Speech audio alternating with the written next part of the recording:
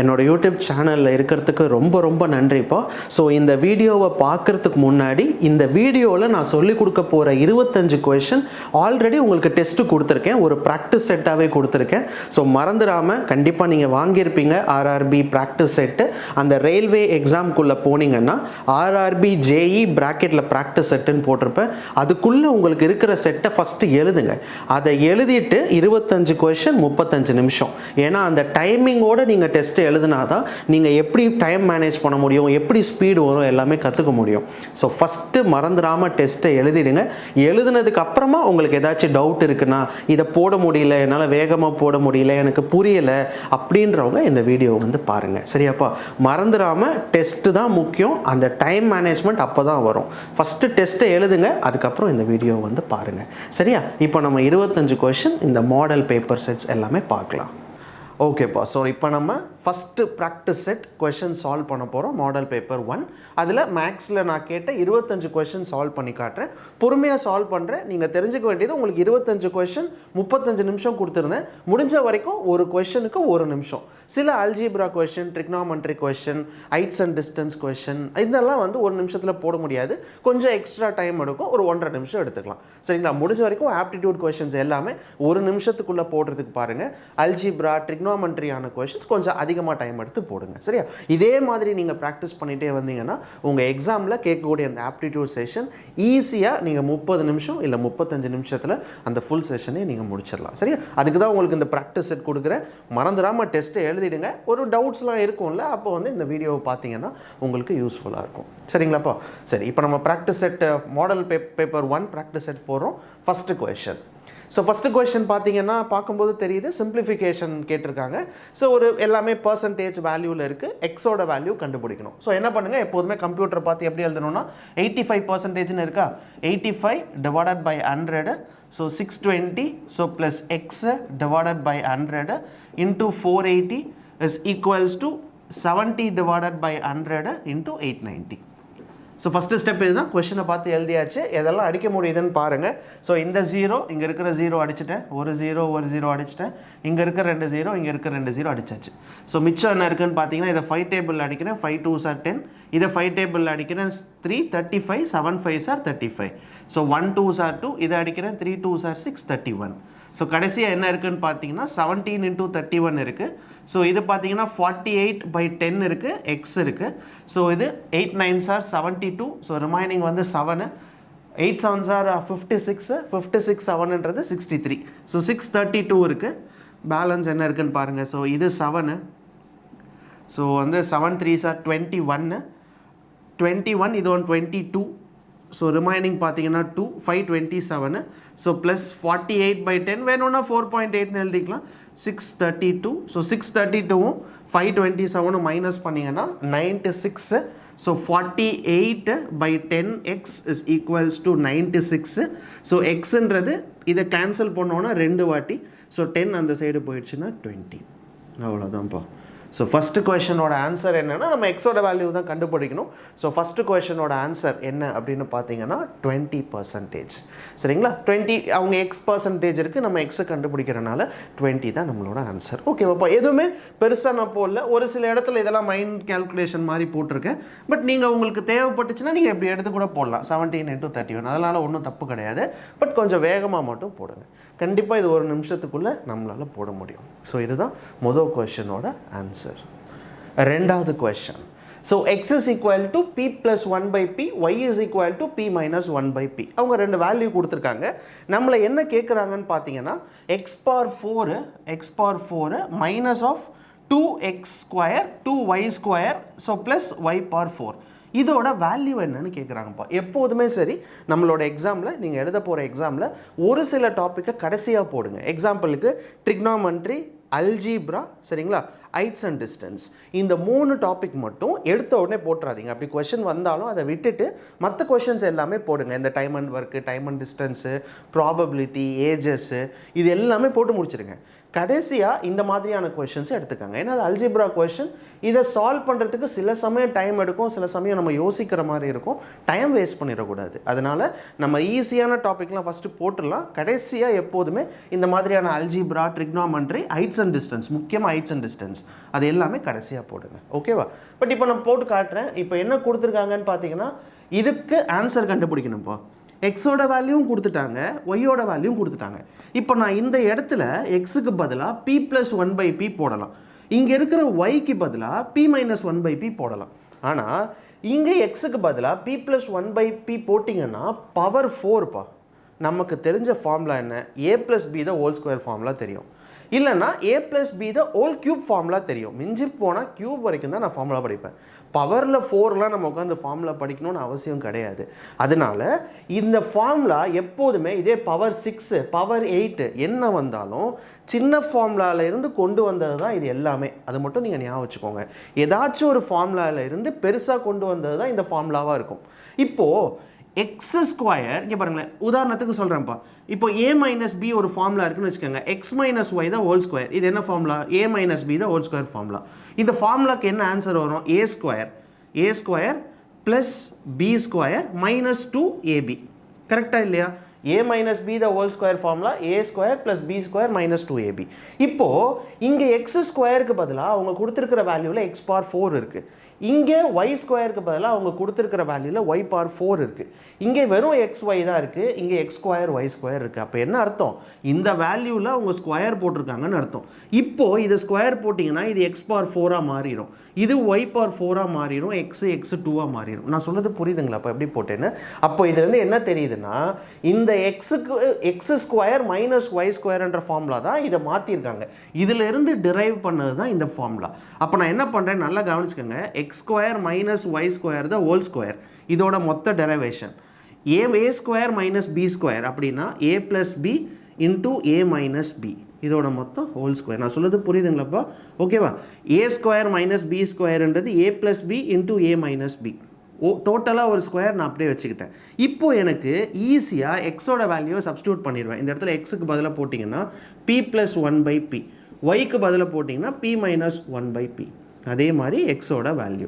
So p + 1/p, ஒய்யோட வேல்யூவை போட்டிங்கன்னா -p + 1/p.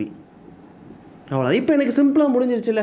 இவ்வளோ பெரிய பவரில் நான் போய் எக்ஸ் ஒய்யை சப்ஸ்டியூட் பண்ணதுக்கு இந்த ஃபார்முலா எங்கேருந்து வந்துச்சுன்னு நான் கண்டுபிடிச்சிட்டேன்னா போடுறது ரொம்ப ஈஸி. ஸோ இப்போ என்ன பண்ணுங்கள், எதாவது கேன்சல் பண்ணுங்கள். இந்த பாருங்கள், -1/p கேன்சல் பண்ணிடலாம், இது 2p. அதே மாதிரி இதை கேன்சல் பண்ணிங்கன்னா இன்ட்டு போட்டிங்கன்னா 1/p ன்றது 2/p whole square. So p அடிச்சிட்டிங்கன்னா 2 × 2ன்றது 4. So 4 த ஹோல் ஸ்கொயர் 16. ஸோ இப்போ ஆன்சர் என்ன அப்படின்னு பார்த்தீங்கன்னா 16 தான் நம்மளோட ஆன்சர்ப்பா. ஓகேவா? ஸோ இதுதான் ரெண்டாவது கொஷனோட ஆன்சர். எப்படி போட்டேன்னு பார்த்தீங்கல்ல, இதுதான் இப்போ நம்ம யோசிக்கணும், இதுதான் யோசிக்கணும். ஓகே, இந்த இடம் தான் நம்ம கொஞ்சம் எப்போதுமே அல்ஜிப்ரா டாப்பிக்கில் யோசிக்கிற மாதிரி இருக்கும். அதனால தான் நான் கடைசியாக போடுங்கன்னு சொல்கிறது. இன்னொன்று, நீங்கள் எப்போதும் மைண்டில் ஒன்று மட்டும் வச்சுக்கணும். அல்ஜிப்ராவை பொறுத்த வரைக்கும் என்ன ஒரு வேல்யூ அவங்க கேட்டாலுமே, இந்த மாதிரி பெரிய பெரிய ஈக்குவேஷன் கொடுத்து அதுக்கு வேல்யூ சொல்லுன்னு கேட்டாலுமே உங்கள் மைண்டில் இருக்கணும் ஒன்றே ஒன்று தான், அவ்வளோ பெரிய ஈக்குவேஷன் ஏதோ சின்ன ஈக்குவேஷன்லேருந்து வந்தது தான். அதை மட்டும் மறந்துடாதீங்க, சரியா? எவ்வளோ பெரிய ஈக்குவேஷன் கொடுத்தாலும் சரி, அது ஏதோ சின்ன ஈக்குவேஷன்லேருந்து கொண்டு வந்திருக்காங்கன்னு அர்த்தம். அப்போ இங்கே x⁴ இருக்குன்னா நார்மலாக a - b the whole square ஃபார்முலாவை போடும்போது இந்த ஆன்சர் வந்துச்சு. ஆனால் அந்த இடத்துல எனக்கு ஸ்கொயர் வந்துச்சு, ஆனால் இங்கே 4 கொடுத்துருக்காங்க. அப்போ நான் இதை ஸ்கொயர்னு போட்டேன்னா எனக்கு இங்கே 4ன்னு வந்துடும். ஏன்னா x² இன்னொரு வாட்டி ஸ்கொயர் பண்ணிங்கன்னா x⁴. அப்போ என்ன அர்த்தம்? இந்த ஃபார்முலா எங்கேருந்து வந்திருக்கு? a² - b²லேருந்து வந்திருக்கு. ஸோ இதுதான்ப்பா, இந்த ப்ராக்டிஸ் தான் தேவை. இதை தான் நீங்கள் படிக்கணும் அதிகமாக.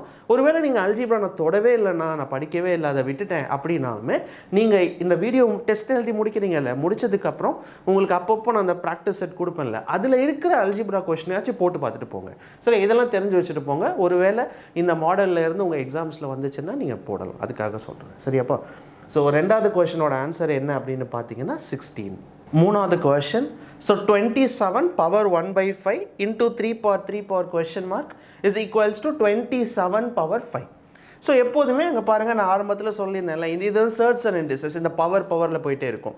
அவங்க எதுக்கு பவரில் கேட்குறாங்களோ அந்த நம்பரை எல்லாத்தையும் மாற்றணும். ஓகேவா? இப்போ ஃபஸ்ட்டு பார்த்தீங்கன்னா 27 power 1.5, அதை எதுவுமே மாற்றாதீங்க. 27 power 1.5 அப்படியே இருக்கட்டும். அடுத்தது பார்த்தீங்கன்னா 3 கியூப்ன்றது 27, அதுக்கு மேலே தான் கொஷன் மார்க் இருக்குது, ஈக்குவல் டு 27 பவர் 5 இருக்குது. ஸோ அவங்க கொடுத்தது எல்லாமே எழுதியாச்சு. இப்போது நம்மளுக்கு தேவை 27க்கு பவரில் என்ன வரும்னு கேட்குறாங்க. அப்போ மிச்சம் இருக்கிற எல்லா நம்பருமே 27ல் இருக்கணும்ப்பா, அவ்வளோதான். ஸோ இதை மட்டும் இந்த சைடு வச்சுக்கோங்க. 27 power question mark is equal to 27 power 5 divided by 27 power 1.5. So 27 question mark. So 1.5 மேலே போச்சுன்னா -1.5ன்னு போகும். So 5 - 1.5ன்றது 3.5. 27 power 3.5. So question mark அப்படின்றது 3.5. அவ்வளோதான். ஸோ இந்த கொஷனோட ஆன்சர் என்னன்னு பார்த்தீங்கன்னா 3.5. இதெல்லாம் நம்ம ஒரு 10 செகண்ட் 15 செகண்டில் போட்டுடலாம், டைம் சேவ் பண்ணிடலாம். ஓகேவா? இப்போ போன அல்ஜிப்ரா கொஷின் எடுத்திங்கன்னா கண்டிப்பாக 1.5 நிமிஷம் ஆகிடும் சில டைம் போடுறதுக்கு. அப்போ அது அதிகமான டைம் எடுத்துச்சு. அதை எங்கே நம்ம காம்பன்சேட் பண்ணுறோம்னா இந்த மாதிரியான கொஷின்ஸ் வரும்போது சீக்கிரம் போட்டு நம்ம இன்னும் அடுத்தடுத்த கொஷினை போடுவோம் எக்ஸாமில். இப்படி தான் நீங்கள் ப்ராக்டிஸ் பண்ணணும், ரைட்டா? ஸோ அடுத்த கொஷனோட ஆன்சர் என்னென்னு பார்த்தீங்கன்னா 3.5. அடுத்த கொஷன்ப்பா. A mixture contains mango juice and water in a ratio 9:5 respectively. 28 liter of mixture is replaced by water. So now the ratio of mango juice and water become 18:17. Find the quantity of mango juice in the initial mixture. First அந்த கொஷனை நீங்கள் படிச்சிட்டோம், சரியா? நம்ம படித்தாச்சு. உங்களால் புரிஞ்சுக்க முடியுதான்னு பாருங்கள். மொதல் ஒரு பாட்டில் இருக்குது. அந்த பாட்டிலில் 2 மிக்சர் கலந்துருக்காங்க. என்னென்ன இருக்குதுன்னு பார்த்தீங்கன்னா மேங்கோ ஜூஸும் இருக்குது, வாட்டரும் இருக்குப்பா. எப்போதுமே சரி, நான் சொல்லிக் கொடுக்கும்போது அலிகேஷன் மிக்சர்லேயே 2 வீடியோ தான் போட்டிருப்பேன். அந்த 2 வீடியோவிலையும் இந்த மாதிரியான கான்செப்ட்ஸ் தான் உங்களுக்கு சொல்லி கொடுத்துருப்பேன். ஒரு பாட்டிலுக்குள்ளே 2மே கலந்துருக்கும். அதுலேருந்து கொஞ்சம் எடுப்பாங்க, கொஞ்சம் ஆட் பண்ணுவாங்க. இந்த மாதிரி கொஷின்ஸ் அதிகமாக ப்ராக்டிஸ் பண்ணுங்கள். இங்கே பாருங்களேன், ஒரு மிக்சர் இருக்குது, சரிங்களா? ஒரு ஜூஸ் இருக்குது. அந்த ஜூஸில் என்னென்ன இருக்குதுன்னு பார்த்தீங்கன்னா மேங்கோ கொஞ்சம் இருக்குது, தண்ணி கொஞ்சம் இருக்குது. இப்போ 2மே கலந்து தான் இருக்கும். பட் அவங்க என்ன சொல்கிறாங்கன்னா எவ்வளோ மடங்கு மேங்கோ இருக்குது அப்படின்னு சொல்லியிருக்காங்கன்னு பார்த்தீங்கன்னா 9:5. அப்படின்னா என்ன அர்த்தம்? 9 மடங்கு, சரியா? 9x அப்படின்ற அளவுக்கு மேங்கோ ஜூஸ் இருக்குது. 5x அப்படின்ற அளவுக்கு என்ன இருக்குதுன்னு பார்த்தீங்கன்னா வாட்டர் இருக்குது. அதுக்கு இதுதான் அர்த்தம். மொத்தம் 9 + 5 எவ்வளோன்னு பார்த்தீங்கன்னா 14. மொத்தம் 14 மடங்கு தண்ணியில், சரியா? நம்ம எவ்வளோன்னு தெரியாது. மொத்தம் 14 மடங்கு அந்த ஜூஸில் 9 மடங்கு பார்த்தீங்கன்னா மேங்கோவும் 5 மடங்கு பார்த்தீங்கன்னா தண்ணியும் இருக்குது. இது 2ம் கலந்தது தான் அவங்க வச்சிருக்கிற அந்த ஒரு மிக்சர். இப்போது அதில் இருந்து 28 litre of mixture is replaced by water. என்ன அர்த்தம்னா 28 லிட்டர் மிக்சரை வந்து வாட்டருக்கு பதிலாக ரீப்ளேஸ் பண்ணுறாங்க. அப்போப்பா 28 லிட்டரை ரீப்ளேஸ் பண்ணுறாங்க அப்படின்னா எடுத்துகிட்டு வாட்டர் ஆட் பண்ணுறாங்க. அப்போது 28 லிட்டரில் எவ்வளோ மேங்கோ ஜூஸ் இருக்குது, எவ்வளோ தண்ணி இருக்குது நம்மளுக்கு தெரியாது. அதை ஃபஸ்ட்டு கண்டுபிடிக்கிறோம். எப்படி கண்டுபிடிக்கிறோன்னா மேங்கோ எவ்வளோன்னு பாருங்கள், 9 பார்ட்ஸ். 9 பார்ட்டுன்றது மேங்கோ டிவைடட் பை மொத்தம் 14 மடங்கில் 9 மடங்கு மேங்கோ இருக்குது. இப்போ 28 லிட்டர் ரீப்ளேஸ் பண்ணுறாங்க. இப்போ இதை கேன்சல் பண்ணிங்கன்னு சொன்னால் 18 லிட்டர், சரியா? இதுலேருந்து என்ன தெரியுதுன்னா மேங்கோ ஜூஸை 18 லிட்டரை வெளியில் எடுத்துட்டாங்க. மொத்தம் எவ்வளோ இருக்குது? 9x இருக்குது மேங்கோ ஜூஸ். அதில் இருந்து இப்போ 18 லிட்டரை வெளியில் எடுத்துட்டாங்க. அதே மாதிரி தண்ணி எவ்வளோப்பா இருக்குது? 5x, சரியா? 5ன்றது தண்ணி. மொத்தம் 14 மடங்கில் 5 மடங்கு தண்ணி இருக்குது. இப்போ 28 லிட்டர் மிக்சர் இருக்குல்ல, அதில் எவ்வளோ இருக்குதுன்னு பார்த்தீங்கன்னா 2 டைம்ஸு 10 லிட்டர். அப்படின்னா என்ன அர்த்தம்? 10 லிட்டர் தண்ணியை வெளியில் எடுத்துட்டாங்கன்னு அர்த்தம். எவ்வளோ ஆல்ரெடி இருந்திருக்கு? 5xன்றது தண்ணி இருந்தது. இப்போ 10 லிட்டரை வெளியில் எடுத்துட்டாங்க. ப்ளஸ் 28 லிட்டர் தண்ணியை ஆட் பண்ணியிருக்காங்க. நான் சொல்கிறது புரியுதுங்களாப்பா? நல்லா அந்த கொஷினை படித்து பாருங்கள். 28 litre of mixture is replaced by water. அப்படின்னா என்ன அர்த்தம்னா மொத்தம் 28 லிட்டர் மிக்சரில் வெளியில் எடுத்து வாட்டர் ஆட் பண்ணுறாங்க. 28 லிட்டர் வாட்டர் ஆட் பண்ணுறாங்கன்னா எவ்வளோ தண்ணியை வெளியில் எடுத்திருக்காங்க நம்ம பார்க்கணும். எவ்வளோ மேங்கோ எடுத்திருக்காங்க, எவ்வளோ வாட்டர் எடுத்திருக்காங்க. எவ்வளோ மேங்கோ எடுத்திருக்காங்க? 18 லிட்டர் தண்ணி மேங்கோவை வெளியில் எடுத்துட்டாங்க. அதே மாதிரி 10 லிட்டர் தண்ணியை எடுத்துட்டாங்க. இப்படி எடுத்துகிட்டு 28 லிட்டர் தண்ணியை ஆட் பண்ணுறாங்க. இப்படி ஆட் பண்ணுறனால புது ரேஷியோ என்னவா இருக்குன்னு பார்த்தீங்கன்னா 18/17 வந்திருக்கு. அவ்வளோதான். இப்போ இதை சிம்பிளிஃபை பண்ணுங்கள். So 9x - 18, so divided by 5x - 18 equal to 18/17. So இப்போ இதை க்ராஸ் பண்ணி தான் ஆகணும். So 9x × 17 minus of 18 × 17 equal to 18 × 5x minus of 18 × 18. இது இந்த சைடு கொண்டு வந்துட்டிங்கன்னா 9x × 17 minus of 5x × 18 equal to, இது இந்த சைடு போயிடுச்சுன்னா 18 காமனாக எடுத்திங்கன்னா 17 மைனஸ் ஆஃப் 18. கரெக்டாக? ஒரே ஒரு நிமிஷம். இது இந்த சைடு போயிடுச்சுன்னு வச்சுக்கோங்களேன், ப்ளஸில் கிடைக்கும். ஸோ நான் 18 காமனாக எடுத்துட்டேன்னா 17 மைனஸ் ஆஃப் 18 into 17 கிடைக்கும். இங்கே இருக்கிற மைனஸ் அப்படியே தான் இருக்கும். 18 into 18 கரெக்டாப்பா? ஓகே. ஸோ இப்போ என்ன பண்ணலான்னு பார்த்தீங்கன்னா, இது மல்டிப்ளை பண்ண முடியுதான் பாருங்கள். 9 7s are 63. ஸோ ரிமைனிங் வந்து 6 153x equal to minus 8 5s are 40. Remaining வந்து 4. So 90x equal to, so இது 90, இது 153. ஸோ 90 153ன்றது 63x, இது 630. ஸோ அப்போ எக்ஸுன்றது எவ்வளோன்னு பார்த்தீங்கன்னா 10ப்பா. ஓகேவா? ஸோ இப்போ நம்மளுக்கு என்ன ஆன்சர் கண்டுபிடிச்சிருக்கோன்னு பார்த்தீங்கன்னா, எக்ஸுக்கு பதிலாக 10 கண்டுபிடிச்சிருக்கோம். அப்படின்னா என்ன அர்த்தம்? இப்போ நம்ம ஆரம்பத்தில் வச்ச மேங்கோ ஜூஸு 9x, இங்கே வச்சிருக்க தண்ணி 5x. இப்போ எக்ஸுக்கு பதிலாக 10 கண்டுபிடிச்சிருக்கோன்னா, இனிஷியலாக அந்த மிக்சரில் மேங்கோ 90 லிட்டர் இருக்கும், வாட்டர் எவ்வளோ இருக்கும்னு பார்த்தீங்கன்னா 50 லிட்டர் இருக்கும். அவங்க கொஸ்டினில் என்ன கேட்டிருக்காங்க பாருங்கள், find the quantity of mango juice. Mango juice எவ்வளோ இருக்கும்னு கேட்குறாங்க. மேங்கோ ஜூஸ் இனிஷியலாக எவ்வளோ இருக்கும் அப்படின்னு பார்த்தீங்கன்னா 90 லிட்டர்ஸ். ஸோ அப்போ இந்த கொஸ்டினோட ஆன்சர் என்னன்னு பார்த்தீங்கன்னா 90 லிட்டர்ஸ்ப்பா. ஓகேவா? ஸோ இப்படி தான் இருக்கும் அலிகேஷன் மிக்சர். அலிகேஷன் மிக்சர் நம்ம சொல்லி கொடுத்துருக்கோம். அதுவும் அதிகமாக அலிகேஷன் மிக்சரில் 2-3 ஃபார்முலாஸ் இருக்கும். அந்த ஃபார்முலாஸ் எல்லா தடவை யூஸ் பண்ண முடியாதுப்பா. ஓகேவா? சில இடத்துல தான் யூஸ் பண்ண முடியுமே தவிர, சில இடத்துல நம்ம இந்த கான்செப்டை புரிஞ்சு தான் போடுற மாதிரி இருக்கும். நம்ம ஜூஸ் இருக்குது, மில்க் அண்ட் வாட்டர் தான் அதிகமாக கேட்பாங்க. மில்க்கும் வாட்டரும் கலந்து ஒரு ஒரு ஒரு பக்கெட்டில் இருக்குது. அப்போது மில்க் இவ்வளோ வெளியில் எடுக்கிறோம், வாட்டர் இவ்வளோ வெளியில் எடுக்கிறோன்னா, கலந்ததுலேருந்து வாட்டர் மட்டும் எடுக்க முடியாது. கரெக்டாக? ஏன்னா அது ரெண்டுமே கலந்துருக்கு. அப்போது மொத்த மிக்சரில் இருந்து எவ்வளோ தண்ணியை வெளியில் எடுத்தாங்க, எவ்வளோ மில்க் எடுத்தாங்கன்னா தனித்தனியாக தான் கண்டுபிடிக்க முடியுமே தவிர, ஒரு வாட்டரை மட்டும் அந்த மிக்சர்லேருந்து எடுக்க முடியாது. ஸோ டோட்டலாக எடுத்து அந்த டோட்டலில் இருந்து அவங்க எடுத்த தண்ணி எவ்வளோ, மேங்கோ எவ்வளோ, 28 லிட்டர்னு சொன்னாங்கல்ல. அதனால் நான் டைரெக்டாக மைனஸ் பண்ணல 20. நான் என்ன பண்ணேன், இந்த 28 லிட்டரில் மேங்கோ எவ்வளோ இருக்குது, இந்த 20 லிட்டரில் தண்ணி எவ்வளோ இருக்குது, அதை நான் மைனஸ் பண்ணிட்டேன். அப்புறம் 28 லிட்டர் வாட்டர் ஆட் பண்ணியிருக்காங்கன்னு சொல்லியிருக்காங்க, ப்ளஸ் 28, அப்புறம் 18/17. அப்புறம் நான் கிராஸ் மல்டிப்ளை பண்ணேன், எனக்கு ஆன்சர் கிடச்சிச்சு. சரிங்களாப்பா? ஸோ இப்படி தான் நீங்கள் போடுற மாதிரி இருக்கும். வேறு எதுவுமே நம்ம யூஸ் பண்ண முடியாது இந்த மாதிரியான கேசஸ்க்கு. ஸோ இப்படி நீங்கள் சால்வ் பண்ணிங்கன்னா மட்டும்தான் இப்போ ஆன்சர் கிடைக்கும் இந்த அலிகேஷன் அண்ட் மிக்சர். ஓகேவா? இதுக்கு நிறைய கொஷின்ஸ் நீங்கள் ப்ராக்டிஸ் பண்ணணும். அப்போ தான் இந்த கான்செப்ட் உங்களுக்கு புரியும். Right?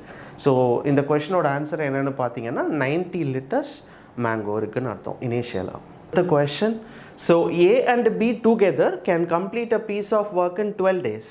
B and C together, so Aவும் Bயும் பார்த்தீங்கன்னா எவ்வளோ நாளில் முடிக்கிறாங்கப்பா? 12 days, 1/12. அதே மாதிரி Bயும் Cயும், so B and C together can complete a piece of work in 16 days. C and A எவ்வளோ நாளில் முடிக்கிறாங்கன்னு பார்த்தீங்கன்னா 24 டேஸில் முடிக்கிறாங்க. ஸோ கடைசி என்ன கேட்குறாங்கன்னா, 3 பேர் சேர்ந்து வேலை செஞ்சாங்கன்னா எவ்வளோ நாளில் முடிப்பாங்க? இது ஒரு பேசிக்கான டைம் அண்ட் ஒர்க் கொஸ்டின் தான். ஸோ இது கொடுத்துட்டாங்க, இது கொடுத்துட்டாங்க, 3 வேல்யூமே கொடுத்துட்டாங்க. அப்போ எல்லா ஈக்குவேஷனையும் ஆட் பண்ணிங்கன்னா ஆன்சர் கிடச்சிரும். ஸோ இதை 3 ஆட் பண்ணுவோம். So 2A + 2B + 2C equal to 1/12, 1/16, 1/24. So இங்கே எந்த 3த்துலேயுமே 2 இருக்குது. ஸோ 2 காமனாக எடுத்திங்கன்னா A + B + C is equals to 12, 16, 24. So LCM பார்த்தீங்கன்னா 48 எடுக்கலாம் LCM. So 12 4s are 48, 16 3s are 48, 24 2s are 48. So அடுத்து என்ன இருக்குதுன்னு பார்த்தீங்கன்னா 4 7 9. ஸோ 9 divided by 48 இன்ட்டு இங்கே இருக்கிற 2 கீழே வந்துடும். 3ஆல் அடிக்கலாம் இதை. So 3 3s are 9. இதை 3ஆல் அடிச்சிங்கன்னு சொன்னால் 16. அவ்வளோதான்ப்பா, இதுக்கு மேலே அடிக்க முடியாது. ஸோ 3 பேரும் சேர்ந்து இந்த வேலையை செய்கிறாங்க அப்படின்னு சொன்னால் 16 × 2 32, 32/3 days. ஓகேவா? இவ்வளோ நாளில் 3 பேரும் சேர்ந்து இந்த வேலையை முடிச்சிருவாங்கன்னு அர்த்தம். இது கஷ்டமான கொஷின் கிடையாது. இது டைம் அண்ட் ஒர்க்கோட ஒரு பேசிக் கொஷின். ரைட்? ஸோ பார்த்தீங்கன்னா 32/3 days. அடுத்த கொஷின்ப்பா. அடுத்த கொஷினை பாருங்கள். ஸோ 8x² ஈக்குவேஷன் பாது 8x² minus of 23x plus 15 equal to 0. So அடுத்து பார்த்தீங்கன்னா 3y² plus 11y plus 8 equal to 0. சரிங்களா? ஒருவேளை நீங்கள் இந்த டெஸ்ட் எழுதியிருப்பீங்கல்ல, மாடல் பேப்பர் எழுதியிருப்பீங்கல்ல, இதை எழுதும்போது இதுக்கு இந்த கொஷனுக்கு நீங்கள் ஒரு நிமிஷம் எடுத்து சால்வ் பண்ணிங்க அப்படின்னு சொன்னால் கண்டிப்பாக நீங்கள் வேஸ்ட் பண்ணிட்டீங்கன்னு அர்த்தம். டைமை ஒரு நிமிஷம் வேஸ்ட் பண்ணிட்டீங்கன்னு அர்த்தம். இதை 2 செகண்டில் ஆன்சர் சொல்லலாம். ஆன்சர் எக்ஸ் தான் பெருசு. X greater than y. எதுவுமே நீங்கள் சால்வ் பண்ண வேணாம். அதனால தான் நான் உங்களுக்கு ஒரு ஷார்ட்கட் சொல்லி கொடுத்தேன். ஒரு சில இடத்துல மட்டும்தான் இந்த ஷார்ட்கட் வரும், எல்லா இடத்துலையும் வராது. பட் கொஷனை பார்க்கும்போது ஒரு வாட்டி பாருங்கள், அந்த ஷார்ட்கட் வருதான்னு பாருங்கன்னு. இங்கே பாருங்கள், மைனஸ் ப்ளஸ், ஓகேவா? இங்கே மைனஸ் இருக்குது, இங்கே ப்ளஸ் இருக்குது. அப்போ கண்டிப்பாக இதுக்கு வர ரூட்ஸ் ரெண்டுமே ப்ளஸ்ஸாக தான் இருக்கும். ப்ளஸ் இருக்குது, இதுக்கு வர ரூட்ஸ் ரெண்டுமே மைனஸாக தான் இருக்கும். ஒய்க்கு வர ரூட் ரெண்டுமே மைனஸ், எக்ஸுக்கு வர ரூட் ரெண்டுமே ப்ளஸ்ஸு. அப்போ கண்டிப்பாக ஒய் சின்னதாக இருக்கும், எக்ஸ் தான் பெருசாக இருக்கும். அப்போ ஆன்சர் என்னன்னு பார்த்தீங்கன்னா எக்ஸ் கிரேட்டர் தென் ஒய். இப்போ நான் சொல்கிறது புரியுதா? எதுவுமே நான் சால்வே பண்ணலை. எக்ஸாமில் இந்த கொஷனை பார்த்தேன்னா நான் இதை எடுத்து கூட எழுதியிருக்க மாட்டேன். அப்படியே ஆன்சர் எக்ஸ் கிரேட்டர் தென் ஒய்ன்னு சொல்லியிருப்பேன். நீங்களும் அப்படி தான் சொல்லணும். ஒருவேளை நீங்கள் உட்காந்து இந்த சம்மை ஃபுல்லாக போட்டு தான் நான் ஆன்சர் பண்ணேன் அப்படின்னா அட்லீஸ்ட் திருத்திக்கோங்க. ஏன்னா நான் உங்களுக்கு ஷார்ட்கட் சொல்லி கொடுத்தேன் ஈக்குவேஷன் நடத்தும் போது. எப்போதுமே இந்த மாதிரியான ஒரு சில கொஷின்ஸ்க்கு நம்மளால் ஆன்சர் டக்குன்னு சொல்ல முடியும். அது நீங்கள் எடுத்த உடனே பார்க்கணும். ஒருவேளை அந்த ஷார்ட்கட் இல்லைன்னா நீங்கள் போட்டு தான்ப்பா ஆகணும். இப்போ இங்கேயும் மைனஸ் இருக்குன்னு வச்சுக்கோங்க, எக்ஸாம்பிளுக்கு சொல்கிறேன், இங்கேயும் மைனஸ் இருக்குன்னு வச்சுக்கோங்க, அப்போ நம்ம ஷார்ட்கட்லாம் யூஸ் பண்ண முடியாது. நீங்கள் போட்டு தான் ஆகணும். ஃபுல் கொஷனை போட்டு தான் ஆன்சர் பண்ணணும். ஸோ அதனால் ஒரு செகண்ட் யோசிக்கிறோம் ஷார்ட்கட் போடலாமான்னு. போட முடியலன்னா நார்மலாக போடுங்க. ஷார்ட்கட் போட முடியுதுன்னா எதுக்கு டைமை வேஸ்ட் பண்ணிவிட்டு டேரெக்டாக ஆன்சர் எக்ஸ் கிரேட்டர் தென் ஒய்ன்னு சொல்லிடலாம். சரியாப்பா? ஸோ இதை போட்டு பார்த்தீங்கன்னா இதுதான் நம்மளோட answer, X greater than Y. அடுத்த கொஷன்ப்பா. So cot A plus cosec A is equal to 3 and A is an acute angle, then find the value of cos ஏவா, காஸ் ஏ. இப்போது இது என்னன்னு பார்த்தாலே தெரிஞ்சிருக்கும், இது ட்ரிக்னாமெண்ட்ரி. கரெக்டாக? எப்போதுமே எனக்கு சரி சின்ன வயசுலேருந்தே ட்ரிக்னாமெண்ட்ரினாலே நமக்கு ஆகாது. ஆனால் பிடிக்காத டாபிக் இது. பட் சில கொஷின்ஸ் பார்த்தீங்கன்னாப்பா நமக்கு ஈஸியாக தான்ப்பா இருக்கும். ஏன்னா ப்ராப்பர்ட்டிஸ் படிக்கிறத விட இந்த மாதிரி கொஷினை சால்வ் பண்ணுறது கொஞ்சம் ஈஸி. எதனால் இதை ஈஸின்னு சொல்கிறேன்னா, இப்போ அவங்க கொடுத்துருக்காங்கல்ல இப்போ கொஷின், ஆரம்பத்தில் நானும் கஷ்டமாக தான் இருந்தது இந்த மாதிரி ட்ரிக்னாமெண்ட்ரி போடும்போது. பட் இதை நான் எப்படி படித்தேன் அப்படின்னு பார்த்தீங்கன்னா, இப்போ காட் ஏ இருக்குது, கொசிகன் ஏ இருக்குது, ஈக்குவல் டு 3 இருக்குது. நம்மளை என்ன கேட்குறாங்க? காஸ் ஏ கேட்குறாங்க. அப்படின்னா இதை நம்ம காசாக மாற்றணும். மாற்றினா தான் ஆன்சர் கிடைக்கும். கரெக்டாக இல்லையா? இப்போ காட்டை நான் எப்படி காசாக மாற்றுவேன் அப்படின்னு பார்த்தீங்கன்னா, காட் தீட்டா அப்படின்றது cos theta by sine theta. அப்போ cos A divided by sine A. பாருங்கள், காட்டை காசாக மாற்றிட்டேன். அதே மாதிரி கொசிகன்ன்றது sine 1 divided by sine A equal to 3. நான் சொல்கிறது புரியுதப்போ? இப்போ என்ன பண்ணிட்டேன் அப்படின்னு பார்த்தீங்கன்னா, அவங்க கொடுத்துருக்கிற கொஷினை நான் 1 காசாக மாற்றிட்டேன். இதை என்னால் காசாக மாற்ற முடியல, இப்படி வச்சுருக்கேன். இப்போ அடுத்த ஸ்டெப் என்ன பண்ணலாம் அப்படின்னு பார்த்தீங்கன்னா, கீழே சைன் காமனாக இருக்கிறனால cos A plus 1 is equals to 3 sine A. இப்போ நான் சொல்கிறது புரியுதுங்களா? என்ன பண்ணியிருக்கேன்னா, சைன் ஏ கீழே காமனாக இருக்கிறனால அந்த சைன் ஏ இந்த சைடு எடுத்துகிட்டு போயிட்டேன். 3 இன்டூ சைன் ஏ, மேலே இருக்கிறது காஸ் ஏ ப்ளஸ் 1. இப்போ அடுத்த ஸ்டெப்பு, எனக்கு இந்த காஸ் பிரச்சனை இல்லை, இந்த சைனை மட்டும் நான் காசாக மாற்றணும். சைனை எப்படி காசாக மாற்ற முடியும்னா, இப்போ சைன் ஸ்கொயர்னு இருந்துச்சுன்னா நான் 1 மைனஸ் காஸ் ஸ்கொயர்னு எழுதலாம். கரெக்டு தானே? ஏன்னா sine square theta plus cos square theta equal to 1. அப்போ இதை நான் சைனை ஸ்கொயர்னு பண்ணியிருந்தேன் அப்படின்னா என்னால் காசாக மாற்ற முடியும். ஏன்னா நமக்கு தேவை காசு தான், எல்லாத்தையும் காசாக மாற்றணும். அப்போ இந்த சைன் மட்டும்தான் எனக்கு பிரச்சனையாக இருக்குது. இதை ஸ்கொயராக இருந்துச்சுன்னா நான் காசாக மாற்றிடுவேன். அப்போ நான் என்ன பண்ண போகிறேன்னா, ரெண்டுத்தையும் ஸ்கொயர் ஆக்க போகிறேன். இதையும் ஸ்கொயர் ஆக்க போகிறேன், இதையும் ஸ்கொயர் ஆக்க போகிறேன். எப்படி பண்ணுறேன்னு பாருங்கள். இப்போ A plus B the whole square. So A square plus B square plus 2ab. இது ஃபார்முலாவில் எழுதியாச்சு. அடுத்து இதை ஸ்கொயர் பண்ணுறேன். 3 ஸ்கொயருன்றது 9 சைன் ஸ்கொயர் ஏ. இப்போ என்ன பண்ணேன்னு பாருங்கள், பொறுமையாக பாருங்கள். Cos square A plus 1 plus 2 cos A is equals to 9 into 1 minus cos square A. என்னப்பா பண்ணிட்டேன்? இப்போ சைன் ஸ்கொயரை காஸ் ஸ்கொயர்னு மாற்றிட்டேன். இப்போது அவங்க கொடுத்துருக்கிற கொஷனை இப்படி மாற்றுறனால எல்லாமே காசாக மாறிடுச்சு. இப்போ அவங்க காசோட வேல்யூ தான் கேட்குறாங்க, நான் ஈஸியாக கண்டுபிடிச்சிருவேன். So cos square A is equals to cos square A plus 1 plus 2 cos A is equals to 9 minus 9 cos square A. ஓகேவா? ஸோ இப்போ என்னெல்லாம் இருக்குது பாருங்கள். இங்கே ஒரு காஸ் ஸ்கொயர் இருக்குது, இங்கே 9 இருக்குது. அது இந்த சைடு வந்துருச்சுன்னா 10 cos square A plus 2 cos a. So plus 1 மட்டும் இருக்கா, இங்கே 9 இருக்குது. இந்த 9 இந்த சைடு வந்துருச்சுன்னா மைனஸ் 9. ஸோ 1 மைனஸ் 9 கிடைக்கும். ஸோ 1 மைனஸ் 9ன்றது minus 8 is equals to 0.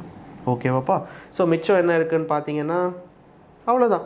So இது எந்த ஃபார்மெட்டில் இருக்குதுன்னு பாருங்கள். 10x square plus 2x minus 8 equal to 0. Quadratic equation format. 10 இந்த 8 multiply பண்ணிங்கன்னா 80.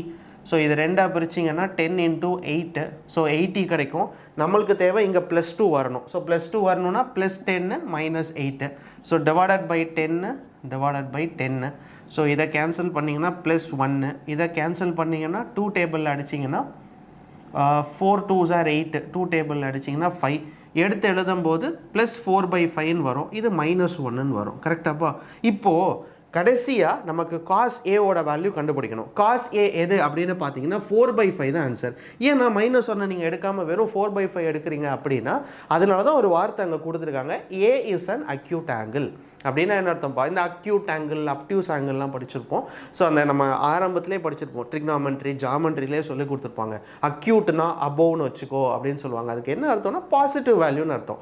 அக்யூட் ஆங்கிள்னா பாசிட்டிவ் வேல்யூ. இப்போ 2 வேல்யூ இருக்குது, அதில் எது பாசிட்டிவ் வேல்யூன்னு பாருங்கள். இது நெகட்டிவ் வேல்யூ. நெகட்டிவ் வேல்யூ எப்போதுமே ட்ரிக்னாமெண்ட்ரியில் வராது. ட்ரிக்னாமெண்ட்ரியில் வராதுன்னா அந்த அக்யூட் ஆங்கிள்னு சொல்கிற இடத்துல வராது. ஸோ அப்போ மிச்சம் இருக்கிறது என்னென்னு பார்த்தீங்கன்னா 4/5 மட்டும்தான் பாசிட்டிவாக இருக்குது. அப்போ cos A என்னன்னு பார்த்தீங்கன்னா 4/5. இப்போ நான் சொல்லுறது புரியுதுங்களா? ஓகேவா? ஸோ ஒருவேளை சில பேர் பார்த்தீங்கன்னா ட்ரிக்னாமெண்ட்ரியை எக்ஸாமில் போடவே மாட்டாங்க, விட்டுட்டு வந்துடுவாங்க. அது உங்களோட விருப்பம் தான்ப்பா. நான் அதுக்கு நீங்கள் படித்து தான் ஆகணும் அப்படின்லாம் நான் சொல்ல மாட்டேன். ஏன்னா நிறைய பேர் இதை படிக்கவே மாட்டாங்க, சில பேர் படிப்பாங்க. அப்படி நீங்கள் படித்தவங்களா இருந்தீங்கன்னா இது புரியுதான்னு பாருங்கள். இல்லைனா நான் படிக்கணும்னு நினைக்கிறேன் ஆனால் எப்படி படிக்கிறதுன்னு தெரியல அப்படின்னா இந்த ப்ராக்டிஸ் செட் நான் கொடுக்குறேன்ல, இந்த செட்டில் எல்லாமே கொஷின்ஸ் ட்ரிக்னாமெண்ட்ரி இருக்கும். அந்த ட்ரிக்னாமெண்ட்ரி கொஷின்ஸ் அது பார்த்துட்டு போங்க, சரியா? ஏன்னா நீங்கள் ரொம்ப டைம் வேஸ்ட் பண்ணாமல் இந்த மாதிரி கொஷின்ஸை பார்த்தீங்கன்னா அட்லீஸ்ட் இந்த மாடலில் ஏதாச்சும் வந்துச்சுன்னா நீங்கள் போடலாம். ஓகேவாப்பா? ஸோ இந்த கொஷினோட ஆன்சர் என்ன அப்படின்னு பார்த்தீங்கன்னா 4/5. அடுத்த question. So if triangle ABC concurrent triangle DEF and AB is equal to 9.1 cm, D equal to 6.5 cm. If the perimeter of DEF is 25 cm, then the perimeter of ABC is. இப்போது இது நம்ம பார்க்கும்போதே தெரியுது, இது geometry இல்லை அந்த triangle based question அப்படின்னு நம்ம சொல்லலாம். ஸோ ட்ரையாங்கிள் அப்படின்னு எடுத்துக்கிட்டிங்கனாலே நம்ம ஜாமெண்ட்ரிக்குள்ளே ஒரு வர செக்ஷன் தான், சரியா? இந்த மாதிரியான ட்ரையாங்கிளில் நீங்கள் அந்த சிம்பிள்ஸ் உங்களுக்கு தெரிஞ்சிருக்கணும். இப்போ ட்ரையாங்கிள் ABC இருக்குது. ஸோ ஈக்குவல் டு இப்படி மேலே ஒன்று போட்டிருக்காங்கல்ல, அதுக்கு பேர் கன்கரண்ட்ப்பா. ரெண்டுமே சேம்னு அர்த்தம். ஸோ ட்ரையாங்கிள் DEF இப்படி இருக்குது. இதுக்கு பேர் என்ன அர்த்தம்னா கன்கரண்ட்டுன்னு அர்த்தம்ப்பா. இப்போ நீங்கள் தெரிஞ்சுக்க வேண்டியது ட்ரையாங்கிள் ஜாமெண்ட்ரி எடுத்திங்கன்னா நிறையா இருக்கும், ஓகேவா? Vast syllabus. பட் அதெல்லாம் படிக்கணும்னு தேவையில்லை. நம்ம எக்ஸாம் பாயிண்ட்டுக்கு என்ன தேவை, இப்படி இருந்துச்சுன்னா என்ன அர்த்தம் அப்படின்னு பார்த்தீங்கன்னா, இப்போ ஒரு ட்ரையாங்கிள் இப்படி இருக்குன்னு வச்சுக்கோங்களேன், ABC இருக்குன்னு வச்சுக்கோங்க, ABC. இன்னொரு ட்ரையாங்கிள் என்ன கொடுத்துருக்காங்கன்னு பார்த்தீங்கன்னா DEF கொடுத்துருக்காங்களா? இப்போ இதுக்கு இது பேரலல்னு அர்த்தம்ப்பா. பேரலல்னா இப்போ ஏபிக்கு பேரலல் பார்த்தீங்கன்னா DE, பிஇக்கு பேரலல் பார்த்தீங்கன்னா EF, ஏசிக்கு பேரலல் பார்த்தீங்கன்னா FD. இதுக்கு தான் அர்த்தம். பாருங்கள், இப்படி ஒரு ட்ரையாங்கிள் இருக்குது, இன்னொரு ட்ரையாங்கிள் இருக்குன்னு வச்சுக்கோங்க. நீங்கள் என்ன சொல்லுவீங்க இப்படி இருக்குன்னா? இதுக்குள்ளே ஒரு ட்ரையாங்கிள்குள்ளே ஒரு ட்ரையாங்கிள். இப்போது இது ஏபின்னு வச்சுக்கோங்களேன், இது AB, ஓகேவாப்பா? இது DE. இப்படி வச்சுட்டிங்கன்னா நம்ம என்ன சொல்லுவோம்? ஏபியும் DEயும் பேரலல்னு சொல்லுவோம், பேரலல் லைன்னு சொல்லுவோம். அதுதான் அர்த்தம். இப்போ என்னென்ன வேல்யூ கொடுத்துருக்காங்கன்னு பார்த்தீங்கன்னா, ஏபி எவ்வளோ கொடுத்துருக்காங்கன்னு பாருங்கள், 9.1 கொடுத்துருக்காங்க. அதே மாதிரி DE கொடுத்துருக்காங்க. DE என்ன கொடுத்துருக்காங்கன்னு பார்த்தீங்கன்னா 6.5 கொடுத்துருக்காங்க. அதே மாதிரி DEFோட மொத்த பெரிமீட்டர், இந்த மொத்த பெரிமீட்டர் எவ்வளோன்னு பார்த்தீங்கன்னா 25 சென்டிமீட்டர் கொடுத்துருக்காங்க. நம்மளை என்ன கேட்குறாங்கன்னா, அப்போ இந்த ட்ரையாங்கிளோட சென்டிமீட்டர் என்னன்னு கேட்குறாங்க, மொத்த பெரிமீட்டர் என்னன்னு கேட்குறாங்க. இப்போ பாருங்கள், இப்போ தான்ப்பா சொன்னேன், ஏபி சரியா எதுக்கு பேரலல்? DEக்கு பேரலல், கரெக்டாக? ஈக்குவல் டு BC எதுக்கு பேரலல்? இங்கே இருக்கிற EFக்கு பேரலல்.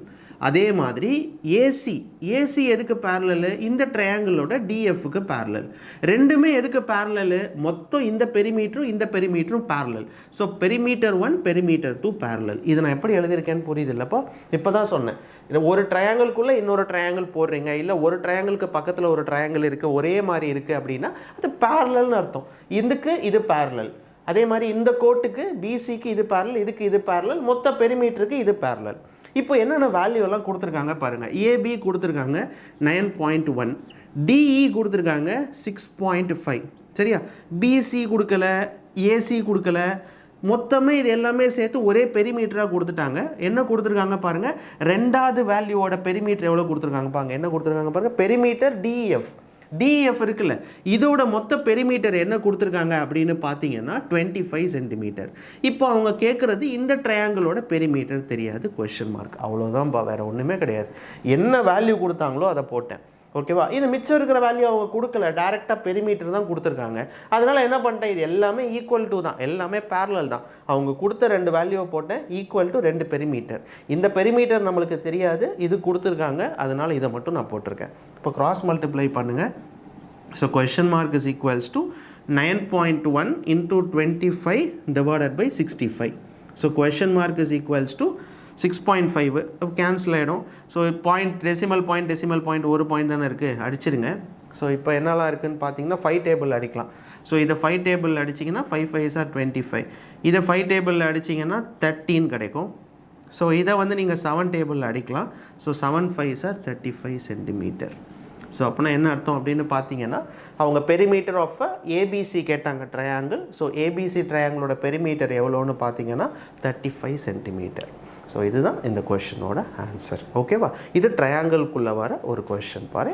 இதெல்லாமே பேசிக் ப்ராப்பர்ட்டி தான். இப்போ ஒரு ட்ரையாங்கிள் கன்கரண்ட்டுன்னு சொல்கிறாங்கன்னா இதுக்கு இது பேரலல், அது உங்களுக்கு தெரிஞ்சிட்டாலே போதும். ஓகேவா? ஸோ இந்த கொஷனோட ஆன்சர் என்னென்னு பார்த்தீங்கன்னா 35 சென்டிமீட்டர்.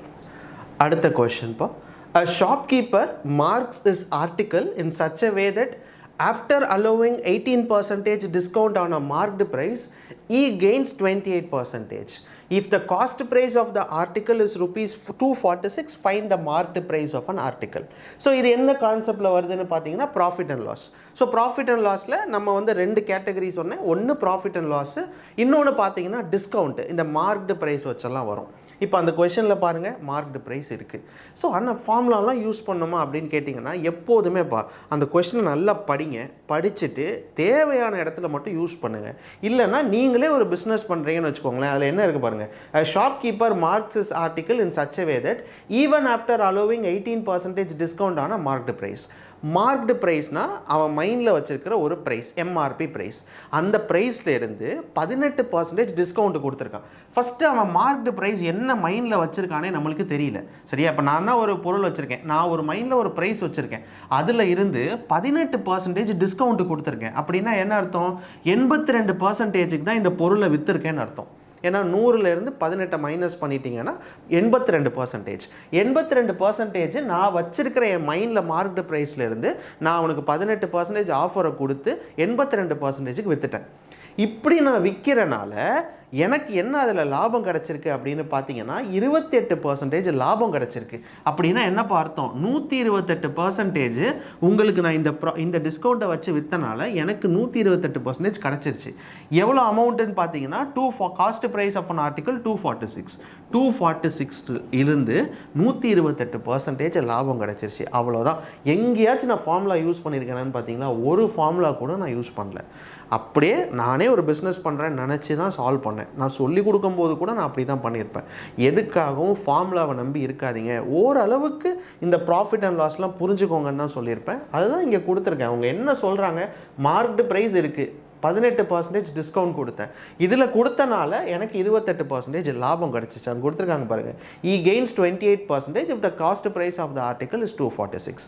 காஸ்ட் ப்ரைஸ் எவ்வளோ? 246. இதுலேருந்து அவனுக்கு எவ்வளோ லாபம் கிடச்சிருக்கு? 28%. அப்போ 128. அவ்வளோதான். இப்போ இதை சால்வ் பண்ணிங்கன்னா ஆன்சர் கிடச்சிரும்ப்பா. பர்சன்டேஜ் அடிச்சிருங்க. So MP marked price is equals to 128 into 246 divided by 82. கரெக்டாக? ஏன்னா அவங்க அதனை என்ன கேட்டிருக்காங்க, find the marked price. So marked price தான் அவங்க கேட்டிருக்காங்க. ஸோ அதனால் நம்ம வந்து இதை கேன்சல் பண்ணால் ஆன்சர் கிடச்சிரும்ப்பா. ஸோ 2 டேபிளில் இதை கேன்சல் பண்ணலாம். ஸோ 2 டேபிளில் இதை அடிச்சிங்கன்னா 4 2s are 8 1 டைம் 2 டேபிளில் அடித்தா. ஸோ இதை நம்ம 2 டேபிளில் அடிக்கிறோன்னு வச்சுக்கோங்களேன். இதை 2 டேபிளில் அடித்தோன்னா 6 2s are 12 4 2s are 8. So வேறு ஏதாச்சும் அடிக்க முடியுமான்னு பாருங்கள்.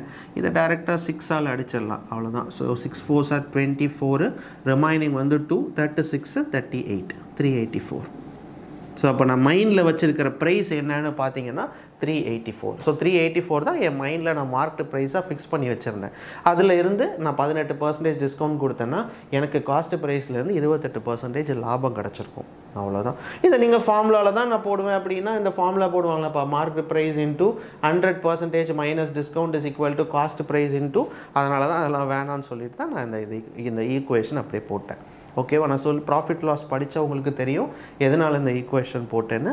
ஸோ அதனால் எப்போதுமே இந்த மாதிரி போட்டு பழகிக்கோங்க. சரியா?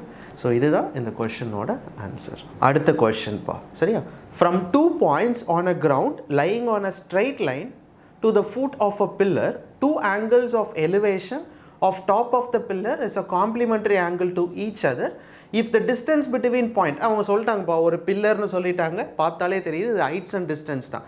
ஏன்னா பாருங்களேன் அவங்க என்ன சொல்லியிருக்காங்கன்னு, if the distance of the 2 point from the foot of the pillar, அவங்க என்ன சொல்கிறாங்கன்னா ஒரு பில்லர் இருக்குது. ஓகேவா? ஸோ பில்லர் இதுதான் நம்ம பில்லர்னு வச்சுப்போம். இந்த பில்லரோட ஹைட்டு பார்த்தீங்கன்னா அவங்க கொஷனில் கொடுக்கல, இந்த பில்லர் மொத்தம் ஹைட் என்னன்னு கொடுக்கல. பட் 2 பாயிண்ட் இருக்குது. இதுதான் பில்லரோட கால், அதாவது ஃபூட்டுன்னு சொல்கிறாங்க. அதுக்கு 2 பாயிண்ட் ஃபிக்ஸ் பண்ணியிருக்காங்க. அதுவும் சொல்லிட்டாங்க.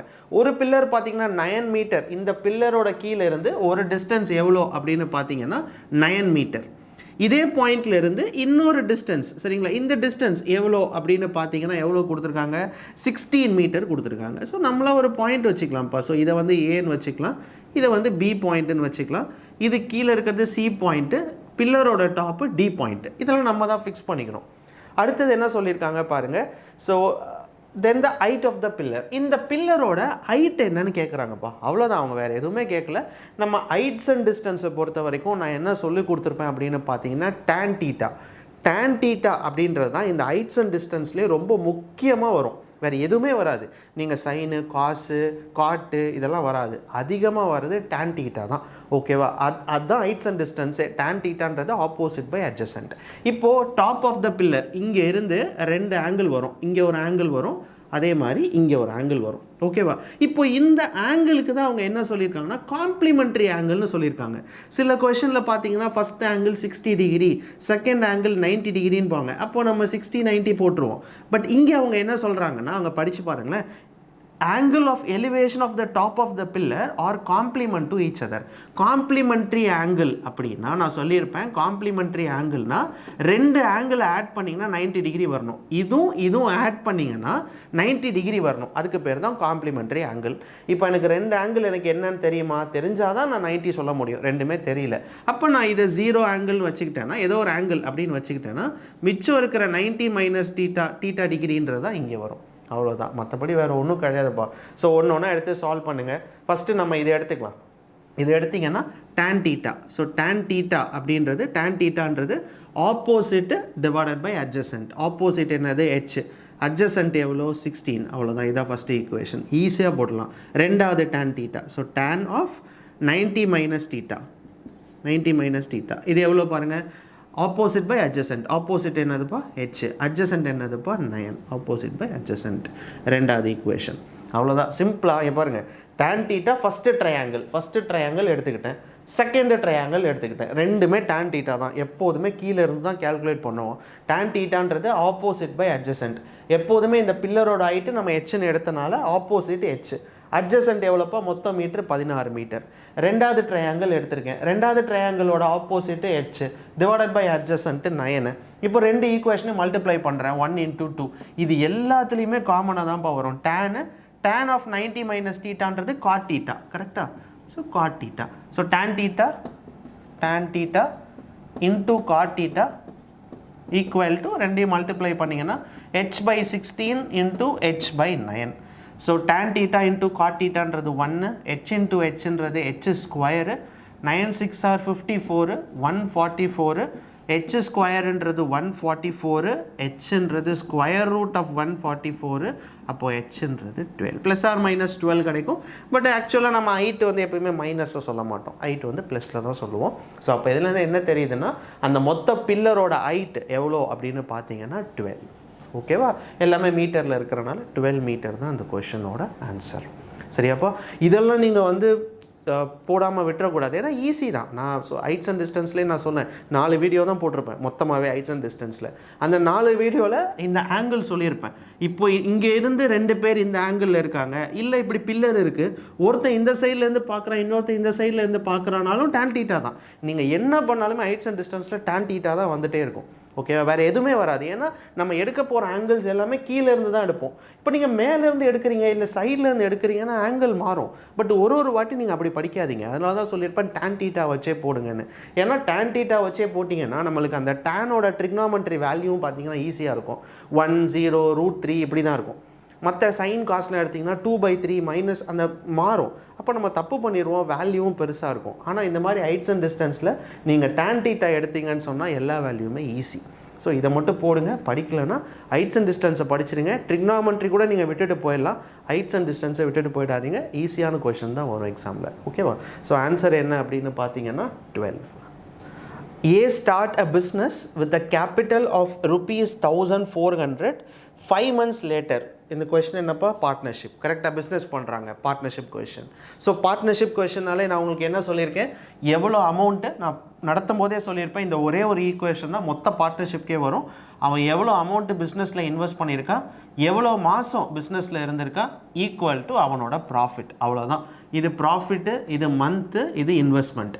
இதுதான் மொத்த பார்ட்னர்ஷிப் டாப்பிக்குமே. மற்றபடி இவங்க இந்த இன்வெஸ்ட்மெண்ட்டு அவன் இருந்த மாதத்தை தான் அப்படி குழப்பி கொடுத்து வச்சுருப்பாங்களே தவிர இது மாறவே மாறாது. இந்த கான்செப்ட் மாறாது. ரைட்டா?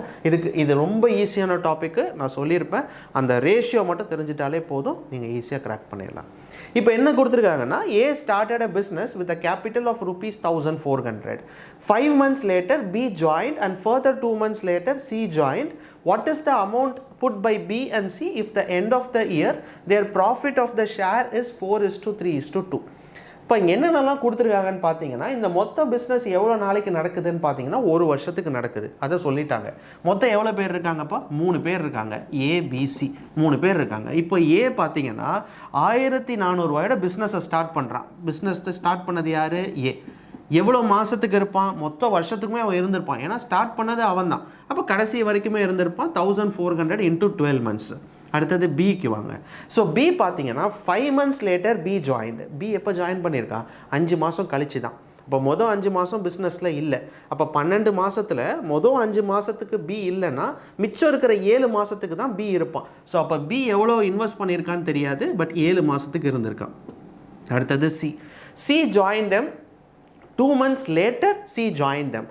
இவன் பார்த்தீங்கன்னா 5 மாதம் கழிச்சு தான் வந்திருக்கான். இன்னும் 2 மாதம் கழிச்சு தான் சி ஜாயின் பண்ணியிருக்கான். அப்போ சி எவ்வளோ மாதம் இருந்திருப்பான் அப்படின்னு பார்த்தீங்கன்னா 5 மாதம் மட்டும்தான் இருந்திருப்பான். ஸோ பி 7 மாதம் பிஸ்னஸில் இருக்கான். சி 5 மாதம் தான் பிஸ்னஸில் இருக்கான். ஏ பார்த்தீங்கன்னா ஆரம்பத்துலேருந்தே பிஸ்னஸில் இருக்கிறனால 12 மாதம். இவங்க 2 பேர் பிஸ்னஸில் எவ்வளோ அமௌண்ட்டு போட்டாங்க அப்படின்றத நம்ம கண்டுபிடிக்கணும். ஏவோட வேல்யூ கொடுத்துட்டாங்க. இன்னொரு வேல்யூ என்ன கொடுத்துருக்காங்க? 3 பேருக்கு இருக்கிற ப்ராஃபிட் எவ்வளோன்னு பார்த்தீங்கன்னா 4:3:2 அதையும் கொடுத்துட்டாங்க. இப்போ ப்ராஃபிட்டையும் கொடுத்துட்டாங்க. இப்போ என்ன பண்ணலாம் அப்படின்னு பார்த்தீங்கன்னா, நம்ம B/C கண்டுபிடிக்கணும். B எவ்வளோ C எவ்வளோன்னு கண்டுபிடிக்கணும். அதை கண்டுபிடிக்கணும்னா அட்லீஸ்ட் ஒருத்தரோட வேல்யூவாச்சும் தெரியணும். இப்போ நான் என்ன பண்ணுறேன்னு பாருங்களேன். இப்போது எனக்கு ஏவோட எல்லா வேல்யூவுமே தெரியும். ஏவோட வேல்யூ என்னன்னு பார்த்தீங்கன்னா 1400ன்றது ஏவோட இன்வெஸ்ட்மெண்ட்டு. எவ்வளோ மாதம் இருந்திருக்கான்னு பார்த்தீங்கன்னா 12 மாதம் இஸ் ஈக்குவல்ஸ் டு அவங்களுக்கு கிடைச்ச ப்ராஃபிட்டோட ரேஷியோ எவ்வளோன்னு பார்த்தீங்கன்னா 4x. ஓகேவா? ஸோ இப்போ எக்ஸோட வேல்யூ ஈஸியாக கண்டுபிடிச்சிடலாம். 4 3s are 12. அப்போ எக்ஸ் எவ்வளோன்னு பார்த்தீங்கன்னா 1400 0 0 12 1 4200. இப்போ என்னப்பா நம்மளுக்கு தெரிஞ்சிருச்சு? எக்ஸோட வேல்யூ தெரிஞ்சிருச்சு 4200. எக்ஸோட வேல்யூ என்ன அர்த்தம்? இந்த 4x இந்த 3x இந்த 2xல எனக்கு எக்ஸோட வேல்யூ என்ன தெரிஞ்சிருச்சுன்னு பார்த்தீங்கன்னா 4200. இனிமேட்டு மற்றவங்களோட வேல்யூவை கண்டுபிடிச்சிடலாம்ப்பா. ஏன்னா B × 7 B எவ்வளோ இன்வெஸ்ட் பண்ணான்னு தெரியாது. பட் அவன் 7 மாதம் பிஸ்னஸில் இருந்திருக்கான். ஈக்குவல் டு அவனுக்கு கிடச்சிருக்கிற ப்ராஃபிட் எவ்வளோன்னு பார்த்தீங்கன்னா 3x. இப்போ தான் எக்ஸுக்கு பதிலாக நம்ம வேல்யூ கண்டுபிடிச்சிருக்கோம் 4200. அவ்வளோதான். ஸோ இப்போ இதை கேன்சல் பண்ணுங்கள். 6 7s are 42. ஸோ எவ்வளோ இருக்குது அப்படின்னு பார்த்தீங்கன்னா 18,1800. ஸோ பியோட வேல்யூ எவ்வளோன்னு பார்த்தீங்கன்னா 1800. அதுக்கு அர்த்தம் என்னென்னா பியோட இன்வெஸ்ட்மெண்ட் பி எவ்வளோ இன்வெஸ்ட் பண்ணியிருக்கான்னு பார்த்தீங்கன்னா 1800. அதே மாதிரி சி கண்டுபிடிக்கணும்ப்பா. C × 5. சி எவ்வளோ இன்வெஸ்ட் பண்ணியிருக்கான்னு தெரியாது. 5 மாதம் பிஸ்னஸில் இருந்திருக்கா. அவனுக்கு கிடைச்ச ப்ராஃபிட் என்னென்னு பார்த்தீங்கன்னா 2x. எக்ஸோட வேல்யூ என்னென்னு பார்த்தீங்கன்னா 4200. அதான் இப்போ நம்ம கண்டுபிடிச்சோம். ஸோ இப்போ இதை கேன்சல் பண்ணுங்கள். ஸோ இதை கேன்சல் பண்ணிங்கன்னா 8 5s are 40. So remaining 220. 5 4s are 20 0. So 0 8 1680. அவ்வளோதான். 1680 அப்படின்றது சியோட வேல்யூ. முடிஞ்சுப்பா. ஏ தெரிஞ்சிருச்சு ஆல்ரெடி, பி தெரிஞ்சிருச்சு, சி தெரிஞ்சிருச்சு. இப்போ உங்கள் கொஷனில் என்ன கேட்டிருக்காங்கன்னா பியோட சி வந்து இனிஷியல் எவ்வளோ போட்டிருக்கான்னு கேட்குறாங்க. பிசி எவ்வளோப்பா இனிஷியல் போட்டிருக்கான்? 1800 1680. இதுதான் அவங்க பிஸ்னஸில் ஆரம்பத்தில் போட்டது. அவ்வளோதான். ஓகேவா? இப்படி தான் இருக்கும் பார்ட்னர்ஷிப்பு. இது மட்டும்தான் நான் எல்லா வீடியோலையுமே சொல்லி கொடுத்துருப்பேன். இந்த ஒரு ஈக்குவேஷனை எழுதிட்டிங்கனாலே ஆன்சர் ரொம்ப ஈஸி. சரிங்களா? ஸோ பார்ட்னர்ஷிப்போட கொஷின்ஸ் நீங்கள் இப்படி தான் போடணும். ஏதாச்சும் ஒரு வேல்யூ அவங்க பார்ட்னர்ஷிப்பில் கொடுக்கலனா கூட ஃபுல்லாக ஏதாச்சும் ஒரு வேல்யூ கொடுத்துருப்பாங்க. ஒருத்தரோட வேல்யூ ஃபுல்லாக கொடுத்துருப்பாங்க. இப்போ பாருங்களேன், பி கொடுக்கல, சி கொடுக்கல, அதனால் ஆன்சர் கண்டுபிடிக்க முடியாதுன்னு கிடையாது. கொடுத்துருக்காங்க பாருங்கள், அவனோட இன்வெஸ்ட்மெண்ட்டு கொடுத்துருக்காங்க, எவ்வளோ மாதம் இருந்திருக்கான்னு கொடுத்துருக்காங்க, எவ்வளோ ப்ராஃபிட்னு கொடுத்துருக்காங்க. அப்போ என்னால் ஈஸியாக அந்த வேல்யூவை கண்டுபிடிக்க முடியும். ஸோ அதனால் ஏதாச்சும் ஒரு வேல்யூ கண்டிப்பாக பார்ட்னர்ஷிப்பில் இருக்கும். ஸோ கொஞ்சம் யோசிச்சு போட்டிங்கன்னா ஆன்சர் கிடச்சிரும். சரிங்களாப்பா? ஸோ இதுதான் இந்த கொஷனோட ஆன்சர். அடுத்த கொஷன் இப்போ, so in how many different ways a letter education can be arrange that all the consonants comes together. இப்போ இது வந்து பர்முட்டேஷன் கான்செப்டில் வரும். ஸோ பர்முட்டேஷனில் நான் சொல்லியிருப்பேன், consonants comes together, vowels comes together, vowels never comes together. இது எல்லாமே எப்படி போடணும்னு சொன்னால், எப்போதுமே அவங்க எது கம்ஸ் டுகெதர்னு கேட்குறாங்கன்னு பார்க்கணும். கான்சனன்ட்ஸ் கம்ஸ் டுகெதர் அப்படின்னு என்ன அர்த்தம்? கான்சனன்ட்ஸ்லாம் சேர்ந்தே வரணும்னு அர்த்தம். அந்த எஜுகேஷன்ற வார்த்தையில் எது கான்சனன்ட்ஸ்ன்னு பாருங்கள். எஜுகேஷன் தான் கொடுத்துருக்காங்க. எஜுகேஷன் இது எதெல்லாம் கான்சனன்ட்னு பார்த்தீங்கன்னா, AEIOU தவிர மற்ற எல்லாமே கான்சனன்ட். ஸோ எடுத்து எழுதிடுங்க, UAIO. ஸோ இது எல்லாமே என்னென்னு பார்த்தீங்கன்னா வவல்ஸ். மிச்சம் இருக்கிறது கான்சனன்ட்ஸ்ப்பா. ஸோ DCTN இது கான்சனன்ட், DCTN. ஓகே. இப்போ கான்சனன்ட்ஸ்லாம் கம்ஸ் டுகெதர்னா, இந்த கான்சனன்ட்ஸ்லாம் எங்கெல்லாம் வரலாம் அப்படின்னு பார்த்தீங்கன்னா, மொத்தமாக தூக்கி இந்த இடத்துல வைக்கலாம், இல்லை இங்கே வைக்கலாம், இங்கே வைக்கலாம், இங்கே எத்தனை இடத்துல வைக்கலாம்னு பார்த்தீங்கன்னா 1 2 3 4 5 6 6 இடத்துல வைக்கலாம்ப்பா. 6 ஃபேக்டோரியல். சரிங்களா? EUAIO. ஸோ மொத்தம் எத்தனை இடத்துல வைக்கலாம்? 1 2 3 4 5 6 6 இடத்துல வைக்கலாம். அதுக்கப்புறமா வேறு என்ன இருக்குதுன்னு பார்த்தீங்கன்னா, இந்த DCTN. இந்த DCTN எப்படி வேணால் நீங்கள் மாற்றி எழுதலாம். CDTN போடலாம், இல்லை NTCDன்னு போடலாம், எப்படி வேணாலும் மாற்றி எழுதலாம். Into 4 factorial.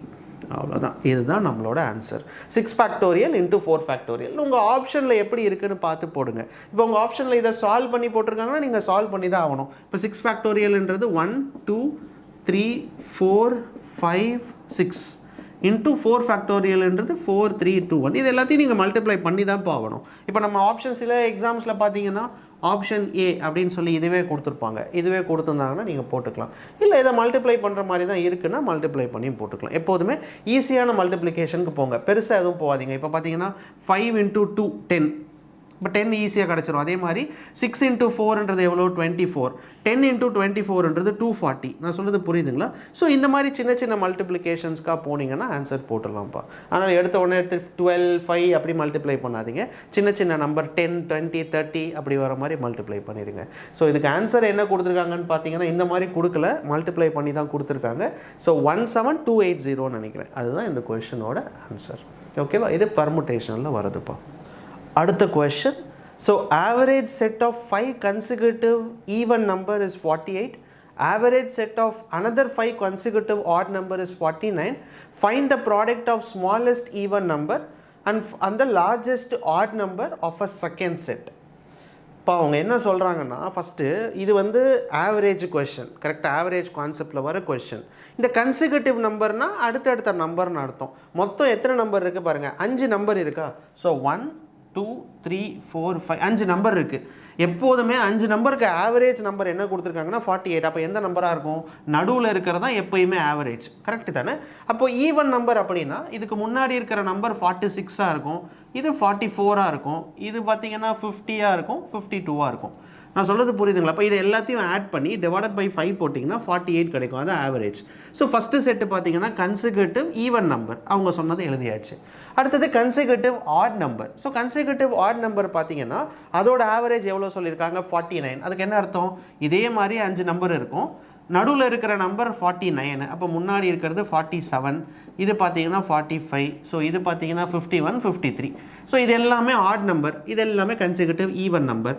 அவங்க சொன்னதுக்கு போட்டாச்சு. இப்போ அவங்க என்ன கேட்குறாங்கன்னா ப்ராடக்ட் கேட்குறாங்க. ப்ராடக்ட்னா மல்டிப்ளை பண்ணும். எதையும் மல்டிப்ளை பண்ணும் அப்படின்னு பார்த்தீங்கன்னா ஸ்மாலஸ்ட், இதில் ஈவன் நம்பரில் ஸ்மாலஸ்ட்டாக, ஆட் நம்பரில் ஹையஸ்ட் தான். ஸோ ஈவனில் ஸ்மாலஸ்ட் வந்து 44 கரெக்டாக. அதே மாதிரி ஆட் நம்பரில் பார்த்தீங்கன்னா ஹையஸ்ட்டுன்னு சொல்லியிருக்காங்க. ஹையஸ்ட் இதில் எது ஹையஸ்ட்டு 53. இதை ரெண்டையும் மல்டிப்ளை பண்ணும்பா, அவ்வளோதான். 4 3s are 12, ரிமைனிங் வந்து 1. 20 12 20 12 33. So 3 again, 5 4s are 20 23. So 2 3 3 2 அவ்வளோதான்ப்பா. இதுதான் நம்மளோட ஆன்சர். ஓகேவா? அப்படியே பெருசாக இன்னும் கஷ்டமாக இருக்கும் போல அப்படிலாம் நினைக்கிறது. கன்சிக்யூட்டிவ், ஆட் கன்சிக்யூட்டிவ், ஈவன், அவ்வளோதான். அதுக்கு என்ன அர்த்தம்? அடுத்தடுத்து ஆட் நம்பர், அடுத்தடுத்து ஈவன் நம்பர். அவங்க ஆவரேஜ் கொடுத்துட்டாங்க. எப்போதுமே ஆவரேஜ்னு ஒன்று கொடுத்தாங்கன்னா 5 நம்பருக்கு ஆவரேஜ்னு சொன்னாங்கன்னா அப்போ நடுவில் இருக்கிற நம்பர் தான் அந்த ஆவரேஜாக இருக்கும். அதனால் 48 49 இது ஆவரேஜ் போட்டேன். அடுத்தடுத்த நம்பர் எழுதுனேன். அவங்க இதையும் மல்டிப்ளை பண்ணி கேட்குறாங்க, அதை போட்டாச்சு. சரிங்களா? ஸோ இதுதான் இந்த கொஷினோட ஆன்சர். அடுத்த கொஷின்ப்பா. ஸோ அடுத்த கொஷின் பார்த்தீங்கன்னா உங்களுக்கு 5 கொஷின் வந்து டிஐ கொடுத்துருந்தேன்னு நினைக்கிறேன். ஒரு பை சார்ட்டை வச்சு உங்களுக்கு 5 கொஷின் கொடுத்துருப்பேன். ஸோ 5மே பார்த்தீங்கன்னா ஒரு பை சார்ட்டு, அதில் ஒரு பர்சன்டேஜ் வேல்யூ வச்சு தான் இருக்குது. ஓகேவா? ஸோ என்னென்ன கொடுத்துருக்கோன்னு பார்த்தீங்கன்னா ஒரு கேண்டிடேட் வச்சு ஒரு எத்தனை கேண்டிடேட் ABCDE மொத்தம் 5 டிஃப்ரெண்ட் சிட்டிஸ் இருக்குது. அந்த சிட்டிஸில் என்ட்ரன்ஸ் எக்ஸாம்ஸ் எழுத போகிறவங்க மொத்தம் எவ்வளோ அப்படின்னு கொடுத்துருக்காங்கன்னு பார்த்தீங்கன்னா 82,000. ஸோ 82,000 டோட்டல் கொடுத்துருக்காங்க. எல்லா வேல்யூமே எதில் இருக்குது அப்படின்னு பார்த்தீங்கன்னா பர்சன்டேஜில். சில பேர் என்னென்னா சார்ட்டில் வெறும் நம்பர் மட்டும்தான் இருக்குது அப்படின்னா, அந்த சில சமயம் நம்பர்ஸ் மட்டும் இருந்தாலுமே அந்த கொஷனுக்கு மேலேயே கொடுத்துருக்காங்க பாருங்கள், பர்சன்டேஜ் பிரேக்கப் அப்படின்னா எல்லா வேல்யூவும் பர்சன்டேஜ்னு அர்த்தம். ஓகேவா? ஸோ ஃபஸ்ட்டு கொஷின்ப்பா, the ratio of candidate passing and failing in the city A is 2:3. So city A எவ்வளோ பர்சன்டேஜ்னு பாருங்கள், 14% இருக்காங்க அங்கே சார்ட்டை பொறுத்த வரைக்கும். இந்த 14%ல் 2:3 மடங்கு பாஸ் அண்ட் ஃபெயிலுன்னு சொல்லியிருக்காங்க. 2 மடங்கு யார் பண்ணியிருக்காங்கன்னா பாஸ் பண்ணியிருக்காங்க, 3 மடங்கு எவ்வளோ பண்ணியிருக்காங்கன்னு பார்த்தீங்கன்னா ஃபெயில் பண்ணியிருக்காங்க அந்த எக்ஸாம் போனவங்க. இப்போ அவங்க என்ன கேட்குறாங்கன்னா, how many students passed in the examination from city A, எவ்வளோ பேர் பாஸ் பண்ணியிருக்காங்கன்னு கேட்குறாங்க. மொத்தம் எவ்வளோ பேர் இப்போ எழுதுறாங்க? 82,000 பேரில் 14%, அதாவது 14/100. இது யாருன்னு பார்த்தீங்கன்னா சிட்டி A. அந்த சிட்டி ஏல பாஸ் ஆனவங்க மட்டும் எவ்வளோ பேர்னு பார்த்தீங்கன்னா 2 மடங்கு. ஸோ மொத்தம் எவ்வளோ? 5 மடங்கு. மொத்தம் 5 மடங்கில் 2 மடங்கு பாஸ் ஆனவங்க சிட்டியில் இருக்கிறது 14% ஏல. எவ்வளோ ஸ்டூடெண்ட்ஸ் மொத்தம் எக்ஸாமுக்கு போனாங்க? 82,000. இப்போ இதை சிம்பிளிஃபை பண்ணிங்கன்னா உங்களுக்கு ஆன்சர் கிடச்சிருப்பா. 0 0 0 0 அடிச்சிடலாம். ஸோ இதை 5 டேபிளில் அடித்து பார்த்தீங்கன்னா 1 5s are 5. ஸோ ரிமைனிங் பார்த்தீங்கன்னா 332, 6 5s are 30. So remaining 2, 5 4s are 20. So 164 into 14 into 2. So இதை பண்ணிங்கன்னா 8, 14 into 2 28, 164 into 28. ஸோ இதை பண்ணுவோம். 164 into 28, 8 4s are 32, 3, 8 6 are 48, 51, 5, 8, 13, 8, 12, 1, 3. So 2 9 5 4 5 9 2. Answer என்னப்பா? ஆமாம், 4 5 9 2. ஸோ அப்படின்னா என்ன அர்த்தம்னா 4 5 9 2ன்றது சிட்டி A. ஓகேவா? A சிட்டியில் எவ்வளோ பேர் பாஸ் பண்ணியிருக்காங்க அப்படின்னு பார்த்தீங்கன்னா 4 5 9 2. இதுவே எவ்வளோ பேர் ஃபெயில் ஆயிருக்காங்க அப்படின்னு கேட்டாங்கன்னா இங்கே எங்கே போட்டோம்? இங்கே 2 போட்டோம் இல்லையா? அதுக்கு பதிலாக இங்கே 3 போடணும். ஏன்னா அவங்க கொடுத்துருக்க ரேஷியோ என்னென்னா ஃபெயிலுக்கு 3. இந்த 5 மாறாது, எப்போதுமே டோட்டல் மேலே போடுறது மட்டும்தான் மாறும். ஸோ இதுதான் மொதல் கொஷனுக்கான ஆன்சர். ரெண்டாவது question, so the total number of candidates appearing the examination from city C was what percentage of total number of candidate? இங்கே பாருங்கள், what percentage வந்துருச்சா? ஸோ வாட் பர்சன்டேஜ் அப்படின்னாலே கண்டிப்பாக அது ஃபார்முலா தான் x is what percentage of y, x divided by y into 100. நான் நிறைய வாட்டி சொல்லியிருக்கேன், நான் நிறைய வாட்டி சொல்லியிருப்பேன். இந்த x is what percentage of y, x is what percentage more or less than y. இந்த 2 ஃபார்முலா தான் இந்த டிஐயில் அதிகமாக வரும். ஓகேவா? ஸோ இப்போ x divided by y into 100 இதுதான் ஃபார்முலா. என்னென்ன வேல்யூ கேட்குறாங்கன்னு பாருங்கள். City C is what percentage of total number of students appearing from city D. So C க்கும் D க்கும் கேட்குறாங்க, மேலே C போடுங்க. ஸோ C எவ்வளோ பர்சன்டேஜ்னு பாருங்கள், 22%. So 22% of total number of students எவ்வளோப்பா கொடுத்துருந்தாங்க? 82,000. 82,000ன்றது total number of students city C. அதே மாதிரி சிட்டி D எவ்வளோன்னு பாருங்கள், 16%. So 16% of 82,000 into 100. அவ்வளோதான். ஈஸியாக இதை அப்படியே மொத்தமாக கேன்சல் பண்ணிவிடுங்க, பர்சன்டேஜ் அடிச்சிருங்க. So 22 divided by 16 into 100. So இதையும் நீங்கள் 2 டேபிள் அடிச்சிங்கன்னா 11, இதையும் நீங்கள் 2 டேபிள் அடிச்சிங்கன்னா 8 2s are 16. So 1100 divided by 8 அவ்வளோதான்ப்பா. ஸோ இதை கேன்சல் பண்ணோன்னா 1 8s are 8, ரிமைனிங் 3 கிடைக்கு. 8 3s are 24, ரிமைனிங் வந்து 6, 7 டைம்ஸ் வரும். ஏதோ ஒரு அப்ராக்சிமேட்டாக அந்த மாதிரி போகும்ப்பா. ஸோ 137% கிட்ட வரும். நம்ம ஆப்ஷனை பார்த்துக்கோங்க, உங்கள் எக்ஸாம்ஸில் என்னென்ன ஆப்ஷன்ஸ் கொடுத்துருக்காங்கன்னு பார்த்து போட்டுருங்க. ஆப்ஷன்ஸ்லாம் பார்த்தீங்கன்னா 37.5, 47.5, 137.5 அதுதான் நம்மளோட ஆன்சர். ஓகேவா? சில சமயம் அப்ராக்சிமேட்டுன்னு கொடுத்துருப்பாங்க, தோராயமாக சொன்னால் போதும்னு சொல்லியிருப்பாங்க. அந்த மாதிரி டைமில் நீங்கள் 137 வரைக்கும் கண்டுபிடிச்சாலே போதும். ஓகேவா? ஸோ நீங்கள் டேட்டா இன்டர்பிரிட்டேஷன் நீங்கள் எடுத்தீங்கனாலே முக்கியமான 2 formula, x is what percentage of y, x is what percentage more or less than y, இந்த 2 ஃபார்முலா தான் வரும். ஓகேவா? அது படிச்சுட்டு போயிடுங்க. ஸோ இதுதான் 2வது கொஷனோட ஆன்சர். 3வது question. So 13% of total number of candidate who appear in the examination from city E pass the examination, then how many candidates from city E did not pass the examination? இப்போ அவங்க என்ன சொல்கிறாங்கன்னா 13% city ஈயில் இருந்து pass பண்ணவங்கன்னு சொல்லியிருக்காங்க. கரெக்டாக 13% of total students who appeared in the examination from city E pass the examination. இப்போது 13% pass பண்ணிட்டாங்கன்னு வச்சுக்கோங்க. அப்போ மிச்சம் எவ்வளோ பர்சன்டேஜ் ஃபெயிலு? மிச்சம் இருக்கிற 87% ஃபெயிலு. இப்போ கரெக்டாக இல்லையா? ஈஸியாக நம்ம கண்டுபிடிச்சிடலாம். ஏன்னா இப்போ இது ரெண்டையும் நீங்கள் ஆட் பண்ணிங்கன்னா தான் 90 வரும். ஸோ சாரி, ரெண்டு ஆட் பண்ணிங்கன்னா தான் 100 வரும். 13% பாஸ்ன்னா இப்போ மிச்சம் இருக்கிற 87% ஃபெயிலாக தான் இருப்பாங்க. இப்போ அவங்க என்ன கேட்குறாங்கன்னா எவ்வளோ பேர் பாஸ் ஆகலைன்னு கேட்குறாங்க. டிட் நாட் பாஸ்னால் எவ்வளோ பேர் ஃபெயில் ஆயிருக்காங்கன்னு கேட்குறாங்க. ஸோ சிட்டி இ தானே கேட்குறாங்க. சிட்டி இ எவ்வளோ பர்சன்டேஜ்ப்பா? 30%. ஸோ 30%னா 30/100. மொத்தம் எவ்வளோ பேர் எழுதுகிறாங்க எக்ஸாமு? 82,000 பேரில் 30% சிட்டி ஈயில் இருக்காங்க.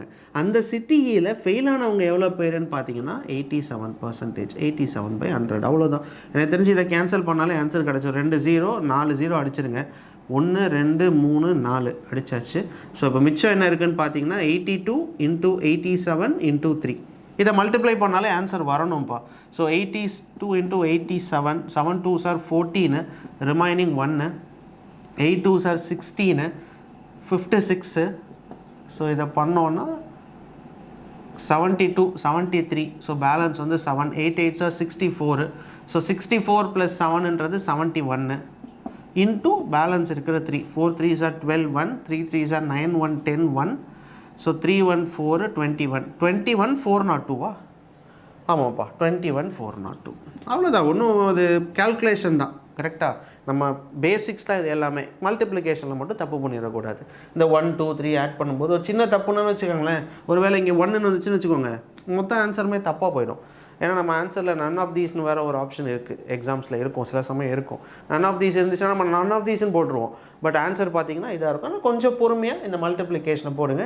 நான் ஏதோ வேகமாக போட்டேன், டக்குன்னு போட்டுருவேன். அதனால மல்டிப்ளிகேஷனில் நான் போட்டுருவேன். உண்மையை சொல்லணும், நான் சப்ராக்ஷனில் தான் தப்பு பண்ணுவேன். இப்போயும் தப்பு பண்ணிட்டு தான் இருப்பேன். அதனால் அது நம்ம எந்த இடத்துல தப்பு பண்ணுவோமோ அது மட்டும் கொஞ்சம் மாற்றிக்கோங்க. சரியா?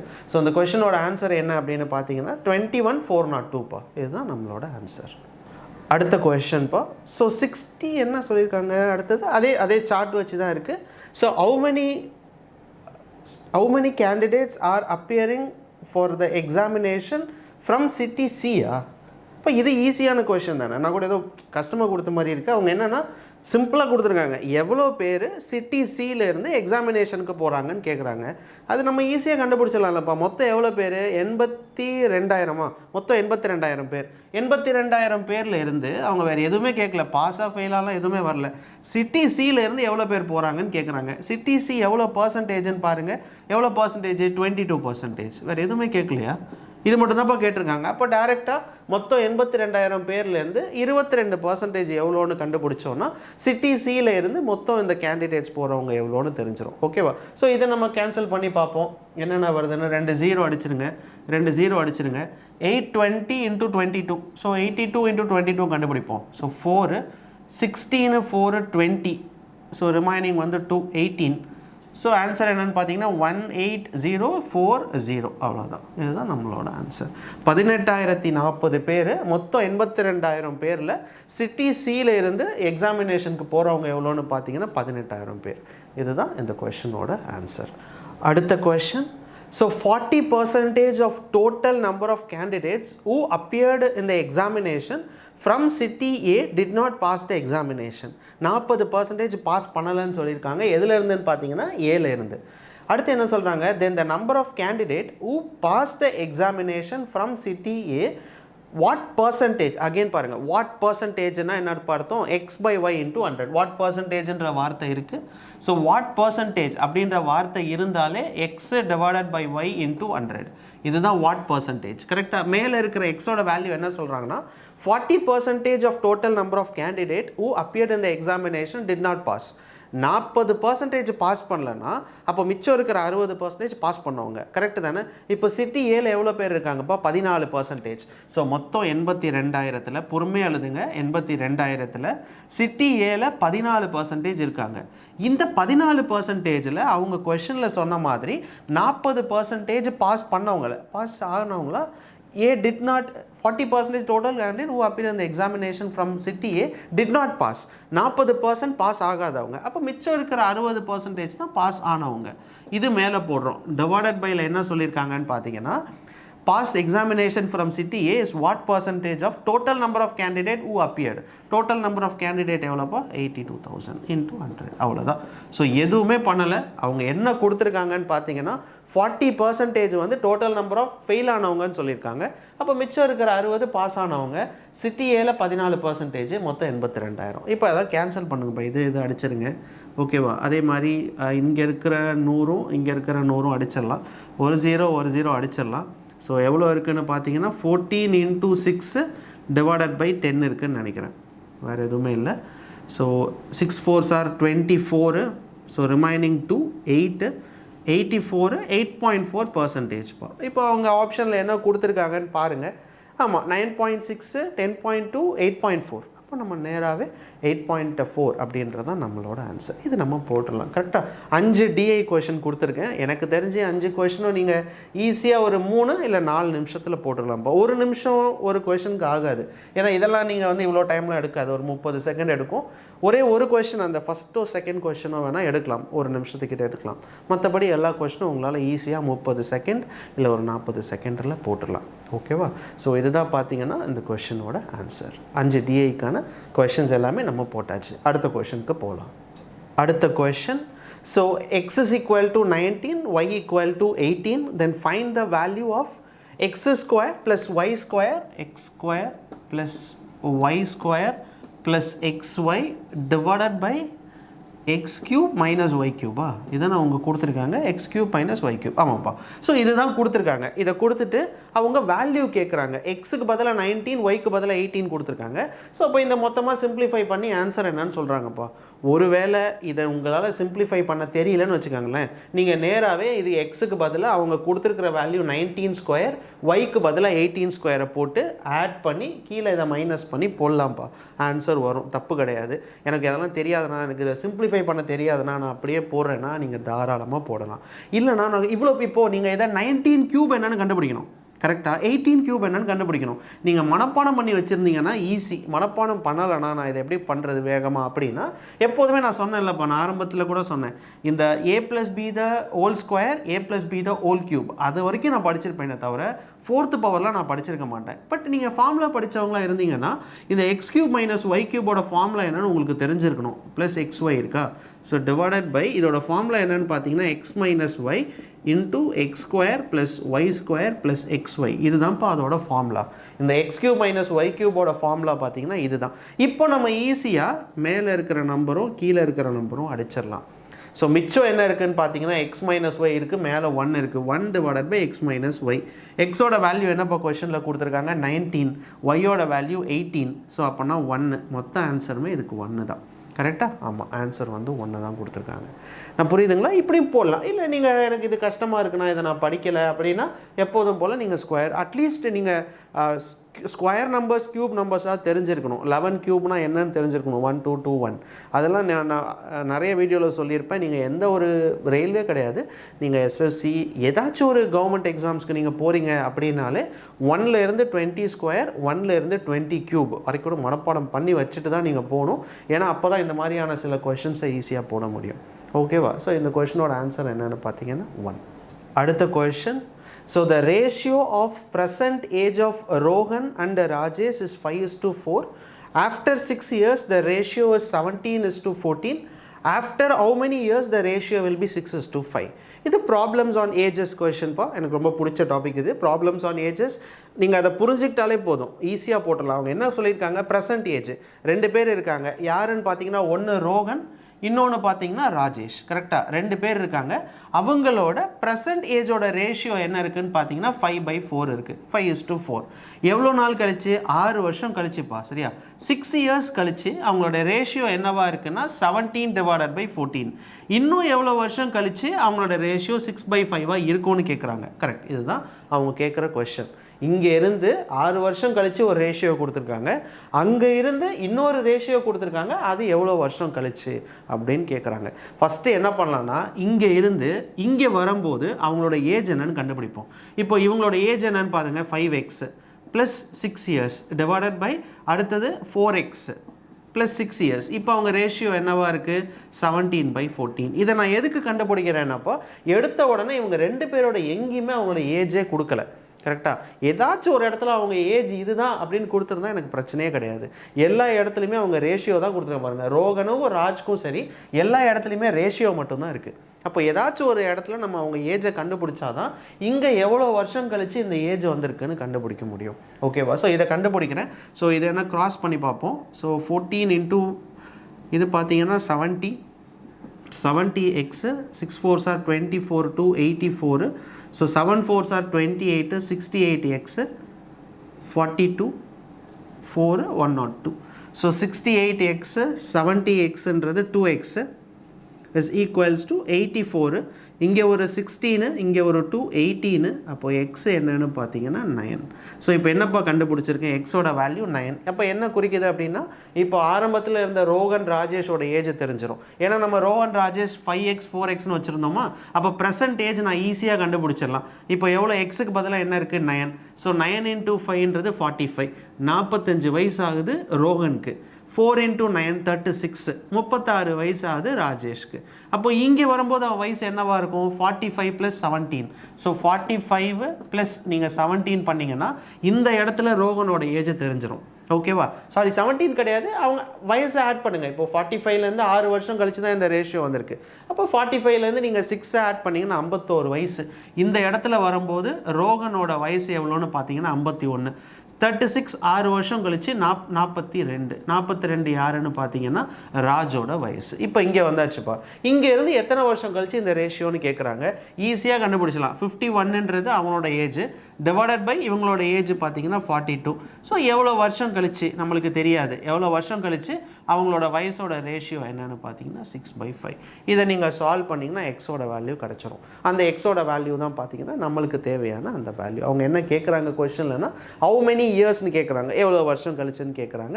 அதுதான் இந்த எக்ஸோட வேல்யூ தான் இது. இதை நீங்கள் சால்வ் பண்ணிட்டீங்கன்னா கிடச்சிரும்ப்பா. இது வந்து 51 × 5 5. ஓகே. So plus 5x. இது பார்த்தீங்கன்னா 6x. So plus 6 2s are 12 1 24 25 252. So இது பார்த்தீங்கன்னா வெறும் எக்ஸு தான். ஸோ இது பார்த்தீங்கன்னா 252 203. ஸோ அப்போ என்ன ஆன்சர்னு பார்த்தீங்கன்னா, ஸோ 3. எக்ஸோட வேல்யூ என்னன்னு பார்த்தீங்கன்னா 3. இதுதான்ப்பா நம்மளோட ஆன்சர். ஓகேவா? ஸோ இன்னும் ஒரு 3 வருஷம் கழித்து அவங்களோட ஏஜ் வந்து 3 வருஷம் கழித்து இந்த ரேஷியோவில் இருக்கும். 6/5 அப்படின்ற ரேஷியோவில் இருக்கும். ஓகேவா? ஸோ இப்படி தான்ப்பா போடணும் ப்ராப்ளம்ஸ் ஆன் ஏஜஸ் கொஷினை. ஸோ ஃபஸ்ட்டு அவங்க என்ன சொல்கிறாங்கன்னு நல்லா புரிஞ்சுக்கோங்க. 6 வருஷம் கழித்து அவங்களோட ஏஜ் என்னவா இருக்குது, இன்னும் ஃபர்தர் எவ்வளோ ஏஜ் கழித்து அவங்களோட ரேஷியோ 6:5 இருக்கும்னு கேட்குறாங்க. அப்போ இங்கேருந்து இன்னும் எவ்வளோ வருஷம் தான் கேட்டிருக்காங்க. அப்போ இங்கேருந்து இன்னும் எவ்வளோ வருஷம் அப்படின்னா, ஃபஸ்ட்டு இந்த இடத்துக்கு மொதல் அவங்க என்ன ஏஜில் இருக்காங்கன்னு பார்க்கணும். அதுக்கப்புறம் இன்னும் ஒரு 3 வருஷம் கழித்து இவங்க இந்த ரேஷியோவில் இருக்காங்கன்னு அர்த்தம். ஓகேவா? அதுதான் நம்ம கண்டுபிடிச்சிருக்கிற ஆன்சர். அடுத்த கொஷின்ப்பா. So simple interest on a sum at a rate of 8% per annum for 8 years is 46,080. Find the compound interest on a sum at the rate of 12% per annum for 2 years. இப்போ நான் ஆரம்பத்தில் சொல்லுவேன்ல, நான் compound interest நடத்தும் போதே சொல்லியிருந்தேன், question வெறும் simple interest மட்டும்னா solve பண்ணிவிடுங்க. Compound இன்ட்ரெஸ்ட்டில் ஏதாச்சும் ஒன்று கேட்டாலே அந்த கொஷனை எப்போதுமே தொடவே தொடாதீங்க, கடைசியில் போடுங்க. ஏன்னா அது கொஞ்சம் கஷ்டமாக இருக்கும்ப்பா. அது ஃபார்முலா ஈஸி, சப்ஸ்டியூஷன் ஈஸி, எல்லாமே ஈஸி. ஆனால் கடைசியில் மல்டிப்ளிகேஷன் பண்ணுற இடத்துல நம்மளுக்கு டைமை வேஸ்ட் பண்ணி விட்ரும். சில கொஷின் ஈஸியாக இருந்தால் கூட 2 நிமிஷம் 3 நிமிஷம் கூட ஆகிடும். பட் நான் போட்டு காட்டுறேன். இருந்தாலும் இந்த மாதிரியான காம்பவுண்ட் இன்ட்ரெஸ்ட் கொஷின் எப்போதுமே எக்ஸாமில் ஆரம்பத்தில் போட்டுறாதீங்க. நீங்கள் ட்ரிக்னாமெட்ரி அல்ஜிப்ரா கூட போட்டுடலாம், பட் காம்பவுண்ட் இன்ட்ரெஸ்ட் போடாதீங்க. கடைசியாக டைம் இருந்துச்சுன்னா போடுங்க. ஓகேவா? இப்போ என்ன கொடுத்துருக்காங்கன்னு பார்த்து நம்ம என்ன கண்டுபிடிக்க சொல்கிறாங்கன்னா காம்பவுண்ட் இன்ட்ரெஸ்ட் கண்டுபிடிக்க சொல்கிறாங்கப்பா. ஆனால் இங்கே காம்பவுண்ட் இன்ட்ரெஸ்ட் நம்ம கண்டுபிடிக்கணும்னா பிரின்சிபலே கொடுக்கல. கரெக்டாக பிரின்சிபல் இருந்தால் தான் நம்மளால் கண்டுபிடிக்க முடியும். பிரின்சிபலே இல்லாமல் நம்மளால் கண்டுபிடிக்க முடியாது. அதனால தான் ஃபஸ்ட்டில் ஒரு வேல்யூ கொடுத்துருக்காங்க, simple interest on a sum at a rate of 8%. So simple interest எவ்வளோ கொடுத்துருக்காங்க? சிம்பிள் இன்ட்ரெஸ்ட்டோட ஃபார்முலா உங்களுக்கு தெரியும், PNR/100. கரெக்டாக இதில் சிம்பிள் இன்ட்ரெஸ்ட் வேல்யூ கொடுத்துட்டாங்க. எவ்வளோ கொடுத்துருக்காங்கன்னு பார்த்தீங்கன்னா 46,080. இதுதான் சிம்பிள் இன்ட்ரெஸ்ட். பிரின்சிபல் கொடுக்கல. நம்பர் ஆஃப் இயர்ஸ் கொடுத்துருக்காங்களான்னு பார்த்தீங்கன்னா 8 இயர்ஸ். ரேட் ஆஃப் பர்சன்டேஜ் கொடுத்துருக்காங்கன்னா அதுவும் 8/100. ஸோ இதை வச்சு நம்ம ஈஸியாக பிரின்சிபல் என்னென்னு கண்டுபிடிச்சிடலாம்ப்பா. ஸோ 8 × 8ன்றது 64. ஸோ 64 70. ஓகே, ஸோ இது இந்த சைடு போயிடுச்சுன்னா P = 46080 × 100 divided by 8 × 8. கரெக்டா?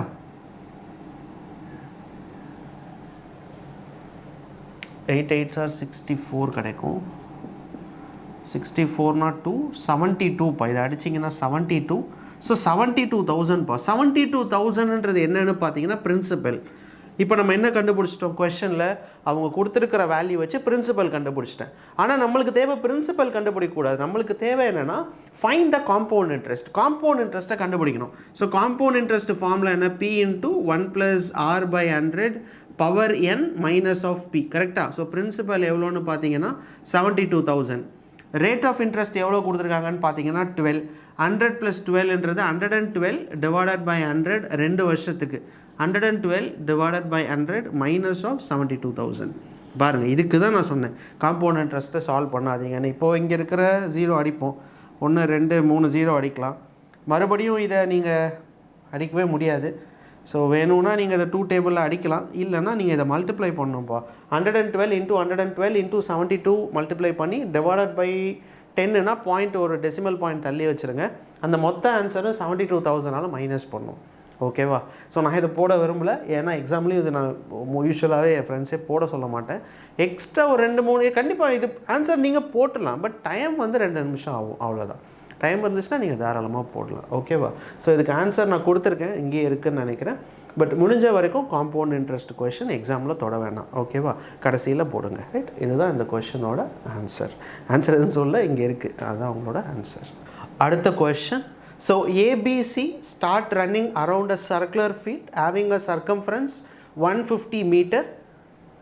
Speed of ABC 5 metre, 10 meter, 15 meter. Find how much time they will meet again at the same point for the first time. இப்போ இது வந்து circular track. நான் ஒரு topic நடத்தியிருப்பேன் ஆப்டிடியூடில், ரேசஸ்ன்னு சொல்லியிருக்கும் பாருங்கள். நீங்கள் எடுத்து பார்த்தீங்கன்னா இருக்கும், ரேசஸில் சர்க்குலர் ட்ராக் நான் நடத்தியிருப்பேன். இந்த சர்க்குலர் ட்ராக்கோட கொஷின் என்னென்னா, நீங்களே நம்ம அந்த ஒலிம்பிக்ஸ்லாம் ஓடுவாங்களப்பா, ஒரு ரிலேலாம் ஓடுவாங்கள்ல, இப்படியே ஓடிட்டே இருப்பாங்க ஒரு சர்க்குலர் ட்ராக்கில் 5 வாட்டி 6 வாட்டி ஓடுவாங்க. அதுதான் இப்போ அவங்க என்ன சொல்கிறாங்கன்னா, மொத்தம் எத்தனை பேர் ஓடுறாங்கன்னு பார்த்தீங்கன்னா 3 பேர். 3 பேரோட ஸ்பீடு மாறும். அப்போது அவங்க என்ன கேட்குறாங்க, 3 பேரும் ஏதோ ஒரு டைமில் மீட் பண்ணுவாங்க, இல்லை கிராஸ் பண்ணுவாங்க. நான் ஒருத்தரை முந்தி போவேன், இல்லை மூணாவது ஒருத்தர் என்னை முந்தி போவாங்க. அப்போ அந்த டைம் என்னன்னு தான் கேட்குறாங்க. எப்போதுமே சரிப்போ இந்த மாதிரியான சர்க்குலர் ட்ராக் கொஷின் நான் எப்போதும் சொன்னேன், LCM தான் எடுக்கணும். லீஸ்ட் காமன் மல்டிபிள் அப்படின்னா என்ன அர்த்தம்? காமன் 3 பேரும் ஒரே இடத்துல மீட் பண்ணுற பாயிண்ட்டை கண்டுபிடிக்கணும்னா அது LCMஆல் மட்டும்தான் முடியும். இப்போ அவங்க என்ன சொல்லியிருக்காங்கன்னா 150 மீட்டர் அப்படின்றது இந்த சர்க்குலர் ட்ராக்கோட லென்த்து. இப்போ ஒருத்தவங்களோட என்ன கொடுத்துருக்காங்க, ஸ்பீடு கொடுத்துருக்காங்க. நம்மளுக்கு ஒரு ஃபார்முலா தெரியும், speed is equal to distance divided by time. அவங்க கொஷின் என்ன கேட்குறாங்கன்னா, எந்த டைமில் அவங்க மீட் பண்ணுவாங்க. அப்போ நம்ம கண்டுபிடிக்க வேண்டியது time, distance by speed.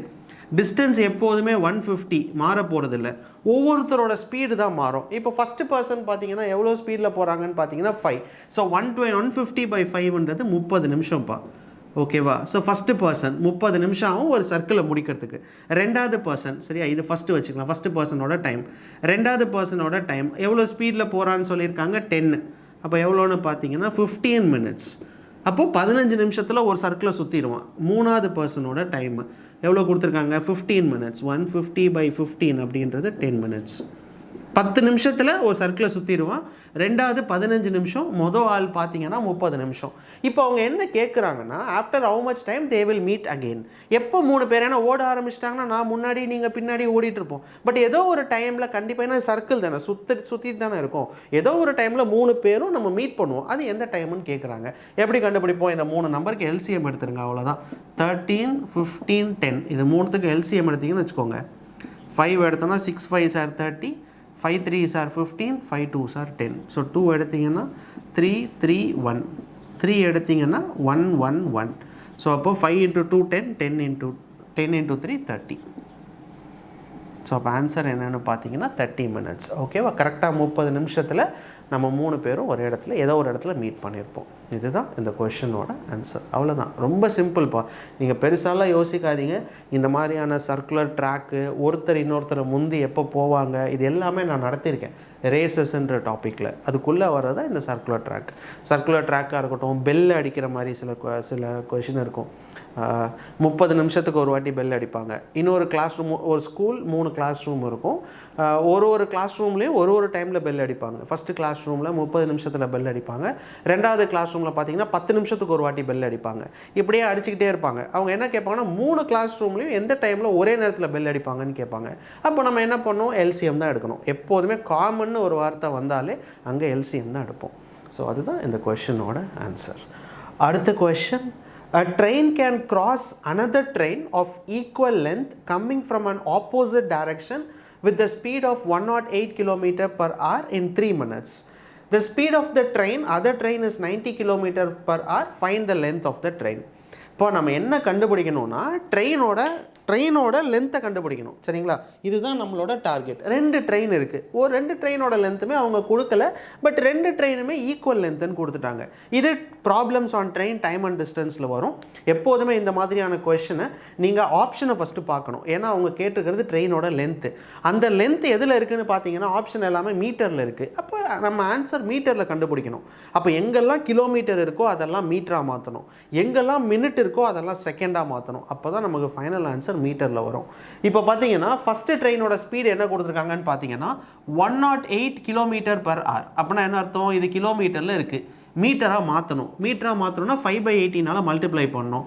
So into 5/18. So இதை மல்டிப்ளை பண்ணிங்கன்னா 30. So 30 m/s. இப்போ எதில் மாறிடுச்சுன்னு பார்த்தீங்கன்னா மீட்டர்/செகண்டில் மாறிடுச்சு. அதே மாதிரி இன்னொரு ஸ்பீடு கொடுத்துருக்காங்களாப்பா. இன்னொரு ஸ்பீடு எவ்வளோ கொடுத்துருக்காங்க? 90. ஸோ 90 கொடுத்துருக்காங்க. 90 km/h கொடுத்துருக்காங்க. இதையும் நீங்கள் மீட்டர்/செகண்டில் மாற்றணுன்னா 5/18 மல்டிப்ளை பண்ணணும். ஸோ இதை மல்டிப்ளை பண்ணிங்கன்னா 35 25 18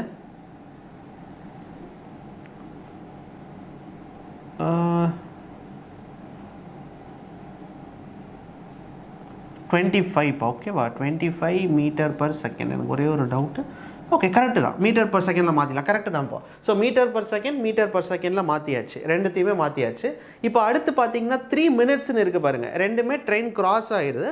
2 ட்ரெயின் கிராஸ் ஆகும்போது எவ்வளோ மினிட் கொடுத்துருக்காங்க? 3 minutes. அதையும் நம்ம செகண்டாக மாற்றணும். ஸோ ஒரு நிமிஷத்துக்கு 60. அப்போது 3 minutesனா எவ்வளோ செகண்டுன்னு பார்த்தீங்கன்னா 180 seconds.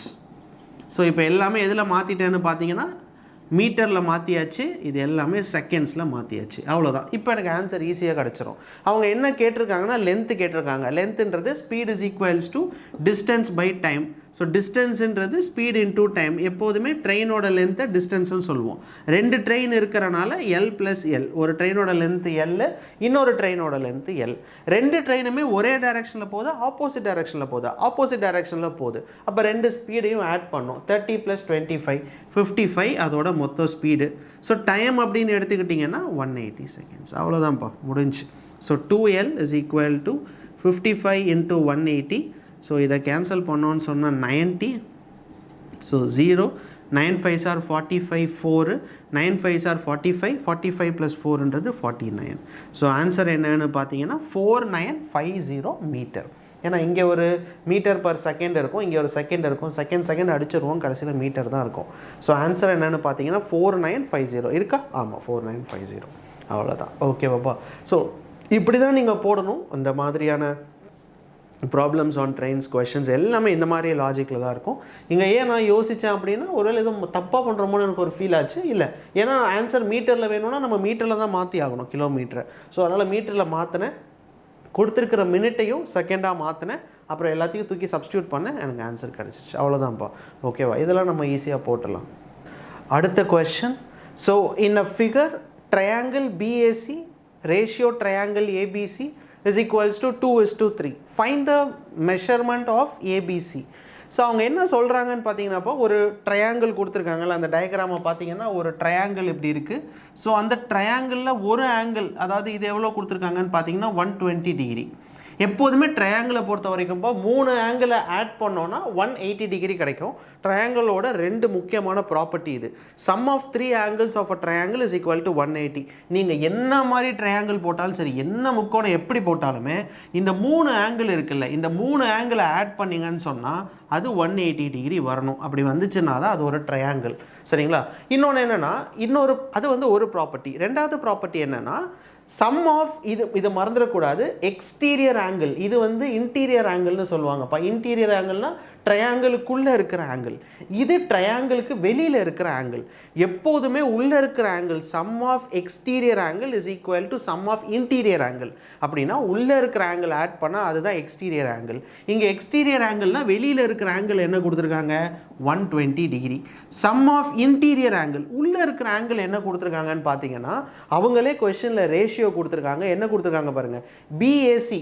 பிஏசி ஒரு ஆங்கிள் என்ன கொடுத்துருக்காங்க? 2:3 ரேஷியோ. அப்போ இன்டீரியர் ஆங்கிள் ஒரு ரேஷியோ 2x, இன்னொன்று 3x. அப்போ interior angle 2x + 3x. அவ்வளோதான்ப்பா. So இது பண்ணிங்கன்னா 5x = 120 டிகிரி. அப்போ எக்ஸ்ன்றது எவ்வளோன்னு பார்த்தீங்கன்னா 24 டிகிரி. அவ்வளோதான். இப்போ எக்ஸோட வேல்யூ என்ன கண்டுபிடிச்சிட்டோம்? 24 டிகிரி. அவங்க என்ன கேட்குறாங்க? ஆங்கிள் ஏபிசியோடது என்னன்னு கேட்குறாங்க. இதுதான் அவங்க கேட்குறது. அப்போ நம்ம என்ன பண்ணணும்? பியோட ஆங்கிள் கண்டுபிடிக்கணும். எப்போதுமே சென்டர் தான் எடுத்துப்போம். பியோட ஆங்கிள் கண்டுபிடிக்கணும். பியோட ரேஷியோ என்ன இருக்குது? 3x. 3 × 24ன்றது 72 டிகிரி. நான் சொல்லுறது புரியுதாப்பா? எப்போதுமே ஒரு ஆங்கிள் இப்படி எழுதுறாங்கல்ல, அவங்க ஏபிசி போட்டிருக்காங்களா? ஏபிசி போட்டிருக்காங்களா? ஃபஸ்ட்டு ஒரு பிஏசின்னு கொடுத்துருக்காங்களா? பிஏசி. BAC is to அடுத்து என்ன கொடுத்துருக்காங்க பாருங்கள், ABC. இப்படி கொடுத்துருக்காங்கல்ல, is equals to 3:2 ரேஷியோ கொடுத்துருக்காங்களா? 2:3 இந்த ரேஷியோ கொடுத்துருக்காங்கல்லப்பா. இந்த ரேஷியோ எதுக்கு அர்த்தம்னா, இங்கே சென்டரில் இருக்கிற A தான் 2x, இங்கே சென்டரில் இருக்கிற B தான் 3x. இதுக்கு அப்படி தான் அர்த்தம். எப்போதுமே நீங்கள் ட்ரையாங்கிள்குள்ளே ஒரு 3 கொடுத்துருந்தாங்கன்னா அதுக்கு நடுவில் என்ன இருக்கோ அதுதான் அதோட ஆங்கிள். ஸோ அந்த ஆங்கிளை நம்ம எடுத்து போட்டோம். எப்போதும் போல் இந்த ப்ராப்பர்ட்டியை மறந்துடாதீங்க. ட்ரையாங்கிளை பொறுத்த வரைக்கும் 2 முக்கியமான ப்ராப்பர்ட்டி இதுதான். Sum of 3 angles of a triangle should be 180 டிகிரின்னு சொல்லுவாங்க. உள்ளே இருக்கிற 3 ஆங்கிளை ஆட் பண்ணிங்கன்னா 180 கிடைக்கும். Sum of interior angle is equal to sum of exterior angle. Exterior ஆங்கிள்னால் ட்ரையாங்கிளுக்கு வெளியில் இருக்கிற ஆங்கிள். ட்ரையாங்கிளுக்கு வெளியில் இருக்கிற angle equal to interior angle. Interior angle என்ன கொடுத்துருக்காங்க? 2x 3x equal to exterior angle 120. அதான் ஈக்குவேட் பண்ணியிருக்கேன். சரிங்களா? அதுதான் இந்த கொஷனோட ஆன்சர். கடைசி கொஷன். ஸோ கடைசி கொஷன் பார்த்தீங்கன்னா, 2 dice are thrown simultaneously. Find the probability that sum of numbers on both the dice is a prime number. So நம்ம ப்ராபபிலிட்டி ஃபஸ்ட்டு 2வது டாப்பிக்காக தான் நடத்தியிருப்பேன்னு நினைக்கிறேன். ஃபஸ்ட்டு டாபிக் கூட அதான் நடத்திருக்கேன், ப்ராபபிலிட்டி தான் நடத்தியிருக்கேன். ஸோ உங்கள் JEE எக்ஸாமுக்கு. ஸோ அதில் ப்ராபபிலிட்டியில் பார்த்தீங்கன்னா டைஸு, கார்ட்ஸ் இதெல்லாமே சொன்னோம். அதில் டைஸ் வந்து பார்த்தீங்கன்னா அவங்க என்ன சொல்கிறாங்கன்னு பார்த்தீங்கன்னா, 2 dice are thrown. 2 dice are thrown எத்தனை பாசிபிலிட்டி? டோட்டல் பாசிபிலிட்டி 36 வரும். 1,1, 1,2, 1,3 இப்படி வரும். கரெக்டாக இப்படியே போயிட்டே இருக்கும். அது எது வரைக்கும் போகும்னு பார்த்தீங்கன்னா 6,6 வரைக்கும் போகும். இப்போ 6,6ன்னா மொத்த பாசிபிள் எவ்வளோன்னு பார்த்தீங்கன்னா 36 பாசிபிள். ஸோ டிவைடட் பைல 36 போடுவோம். மேலே இருக்கிறது என்ன அப்படின்னு பார்த்தீங்கன்னா, find the probability that sum of numbers on both the die is a prime number. அப்படின்னா என்ன அர்த்தம்? Sum of the numbers on both the die is a prime number. So எதெல்லாம் சம் பார்த்தீங்கன்னா ப்ரைம் நம்பராக கிடைக்கும்னு கேட்குறாங்க. ஸோ நம்ம அந்த டைஸில் எதெல்லாம் ப்ரைம் நம்பர் வருதுன்னு பார்க்கணும்ப்பா. இப்போ இது ரெண்டுமே ப்ரைம் நம்பர். 1,1 prime number. அதே மாதிரி 1,2 3 ப்ரைம் நம்பர். சம்னா அடிஷன். ஸோ அடிஷன் பண்ணி எதெல்லாம் ப்ரைம் நம்பர்ஸ் வருதுன்னு பாருங்கள். ஸோ எனக்கு தெரிஞ்சு மொத்தம் 15 நம்பர் வருதுன்னு நினைக்கிறேன் ப்ரைம் நம்பர்ஸ். ஸோ 15/36 வரும். ஸோ வேணும்னா இன்னும் கூட நீங்கள் அதை சிம்பிளிஃபை பண்ணிக்கலாம். ஸோ 3ஆல் அடிச்சிங்கன்னா 5ஆல் அடிச்சிங்கன்னா அடிக்க முடியாது. ஸோ 3ஆல் அடிச்சிங்கன்னு சொன்னால் 5 3s are 15. இதை நீங்கள் 3ஆல் அடிச்சிங்கன்னா 12. ஸோ ஆன்சர் என்னன்னு பார்த்தீங்கன்னா 5/12. ஓகேவா? ஸோ இது ப்ராபபிலிட்டியோட கொஷின்ப்பா. ஸோ இதுதான் லாஸ்ட் கொஷின். 5/12 தான் நம்மளோட ஆன்சர். ஓகேவா? ஸோ கடைசியாக இந்த ஃபஸ்ட்டு மாடல் ப்ராக்டிஸ் செட்டில்ப்போ மாடல் பேப்பரில் 25 கொஷின் சால்வ் பண்ணி காட்டியிருக்கேன். ஸோ எனக்கு தெரிஞ்சு டெஸ்ட்டு எழுதியிருப்பீங்கன்னு நினைக்கிறேன். நான் தயவு செஞ்சு திரும்பி அதுதான் சொல்கிறேன். டெஸ்ட்டை மட்டும் எழுதாமல் நீங்கள் பார்த்தீங்கன்னா உங்களுக்கு அந்த ப்ராக்டிஸ் சுத்தமாகவே கிடைக்காது.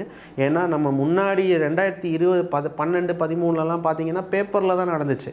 பட் இப்போது இருக்கிற எக்ஸாம்ஸ் எல்லாமே கம்ப்யூட்டர் பேஸ்ட் எக்ஸாம்ஸ். ஸோ நீங்கள் இங்கேயே உட்காந்து வீட்டிலே உட்காந்து ப்ராக்டிஸ் பண்ணால் தான் எக்ஸாமில் போய் கரெக்டாக எழுத முடியும். இல்லைன்னா எழுத முடியாது, அது ரொம்ப கஷ்டம். ஸோ அதனால தான் ப்ராக்டிஸ் பண்ண சொல்கிறேன்.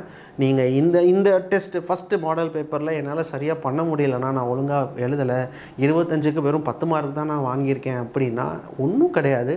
இந்த டெஸ்ட்டை எத்தனை வாட்டி வேணாலும் நீங்கள் எழுதலாம்.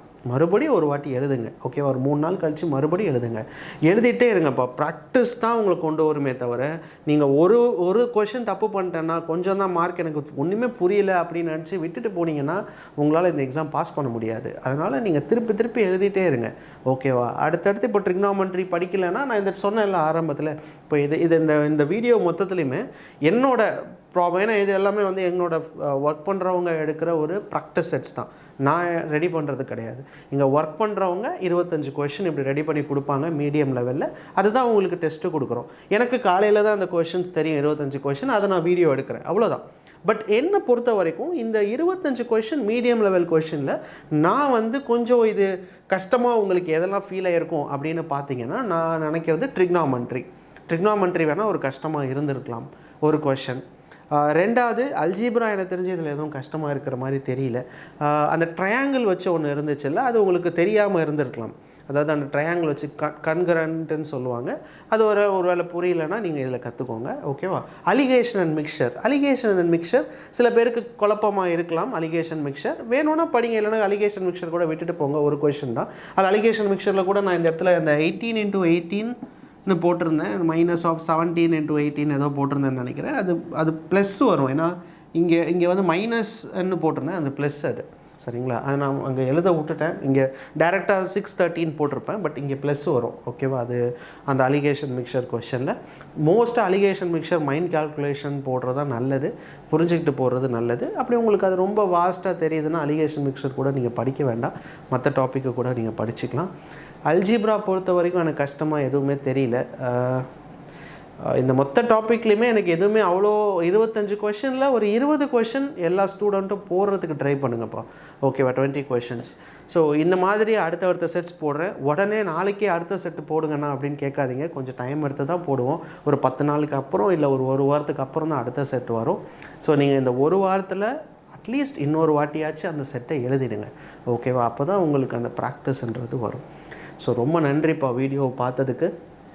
இப்போயும் நீங்கள் டெஸ்ட்டு வாங்காமல் இருந்தீங்கன்னா மறந்துடாமல் போய் வாங்கி அதை ப்ராக்டிஸ் பண்ணுறது நல்லது. சரிங்களா? அப்போ தான் உங்களுக்கு அந்த ப்ராக்டிஸ் கிடைக்கும். ஸோ ரொம்ப நன்றிப்பா வீடியோவை பார்த்ததுக்கு. மறந்துடாமல் இந்த வீடியோவை உங்கள் ஃப்ரெண்டுக்கு ஷேர் பண்ணுங்கள். எவ்வளோ தூரத்தில் இருந்தாலும் சரி, அதை ஷேர் மட்டும் பண்ணுங்கள். அவங்களும் ரயில்வே எக்ஸாம்ஸ் படிக்கிறாங்கன்னா இந்த மாதிரி வீடியோலாம் அவ்வளோ சீக்கிரம் உங்களுக்கு கிடைக்காது, ஃபுல் செட்ஸ்லாம் கிடைக்காது. ஸோ அவங்களும் அதை யூஸ் பண்ணிப்பாங்க. சரியா? ஸோ ரொம்ப நன்றிப்பா வீடியோவை பார்த்ததுக்கு. பாய்.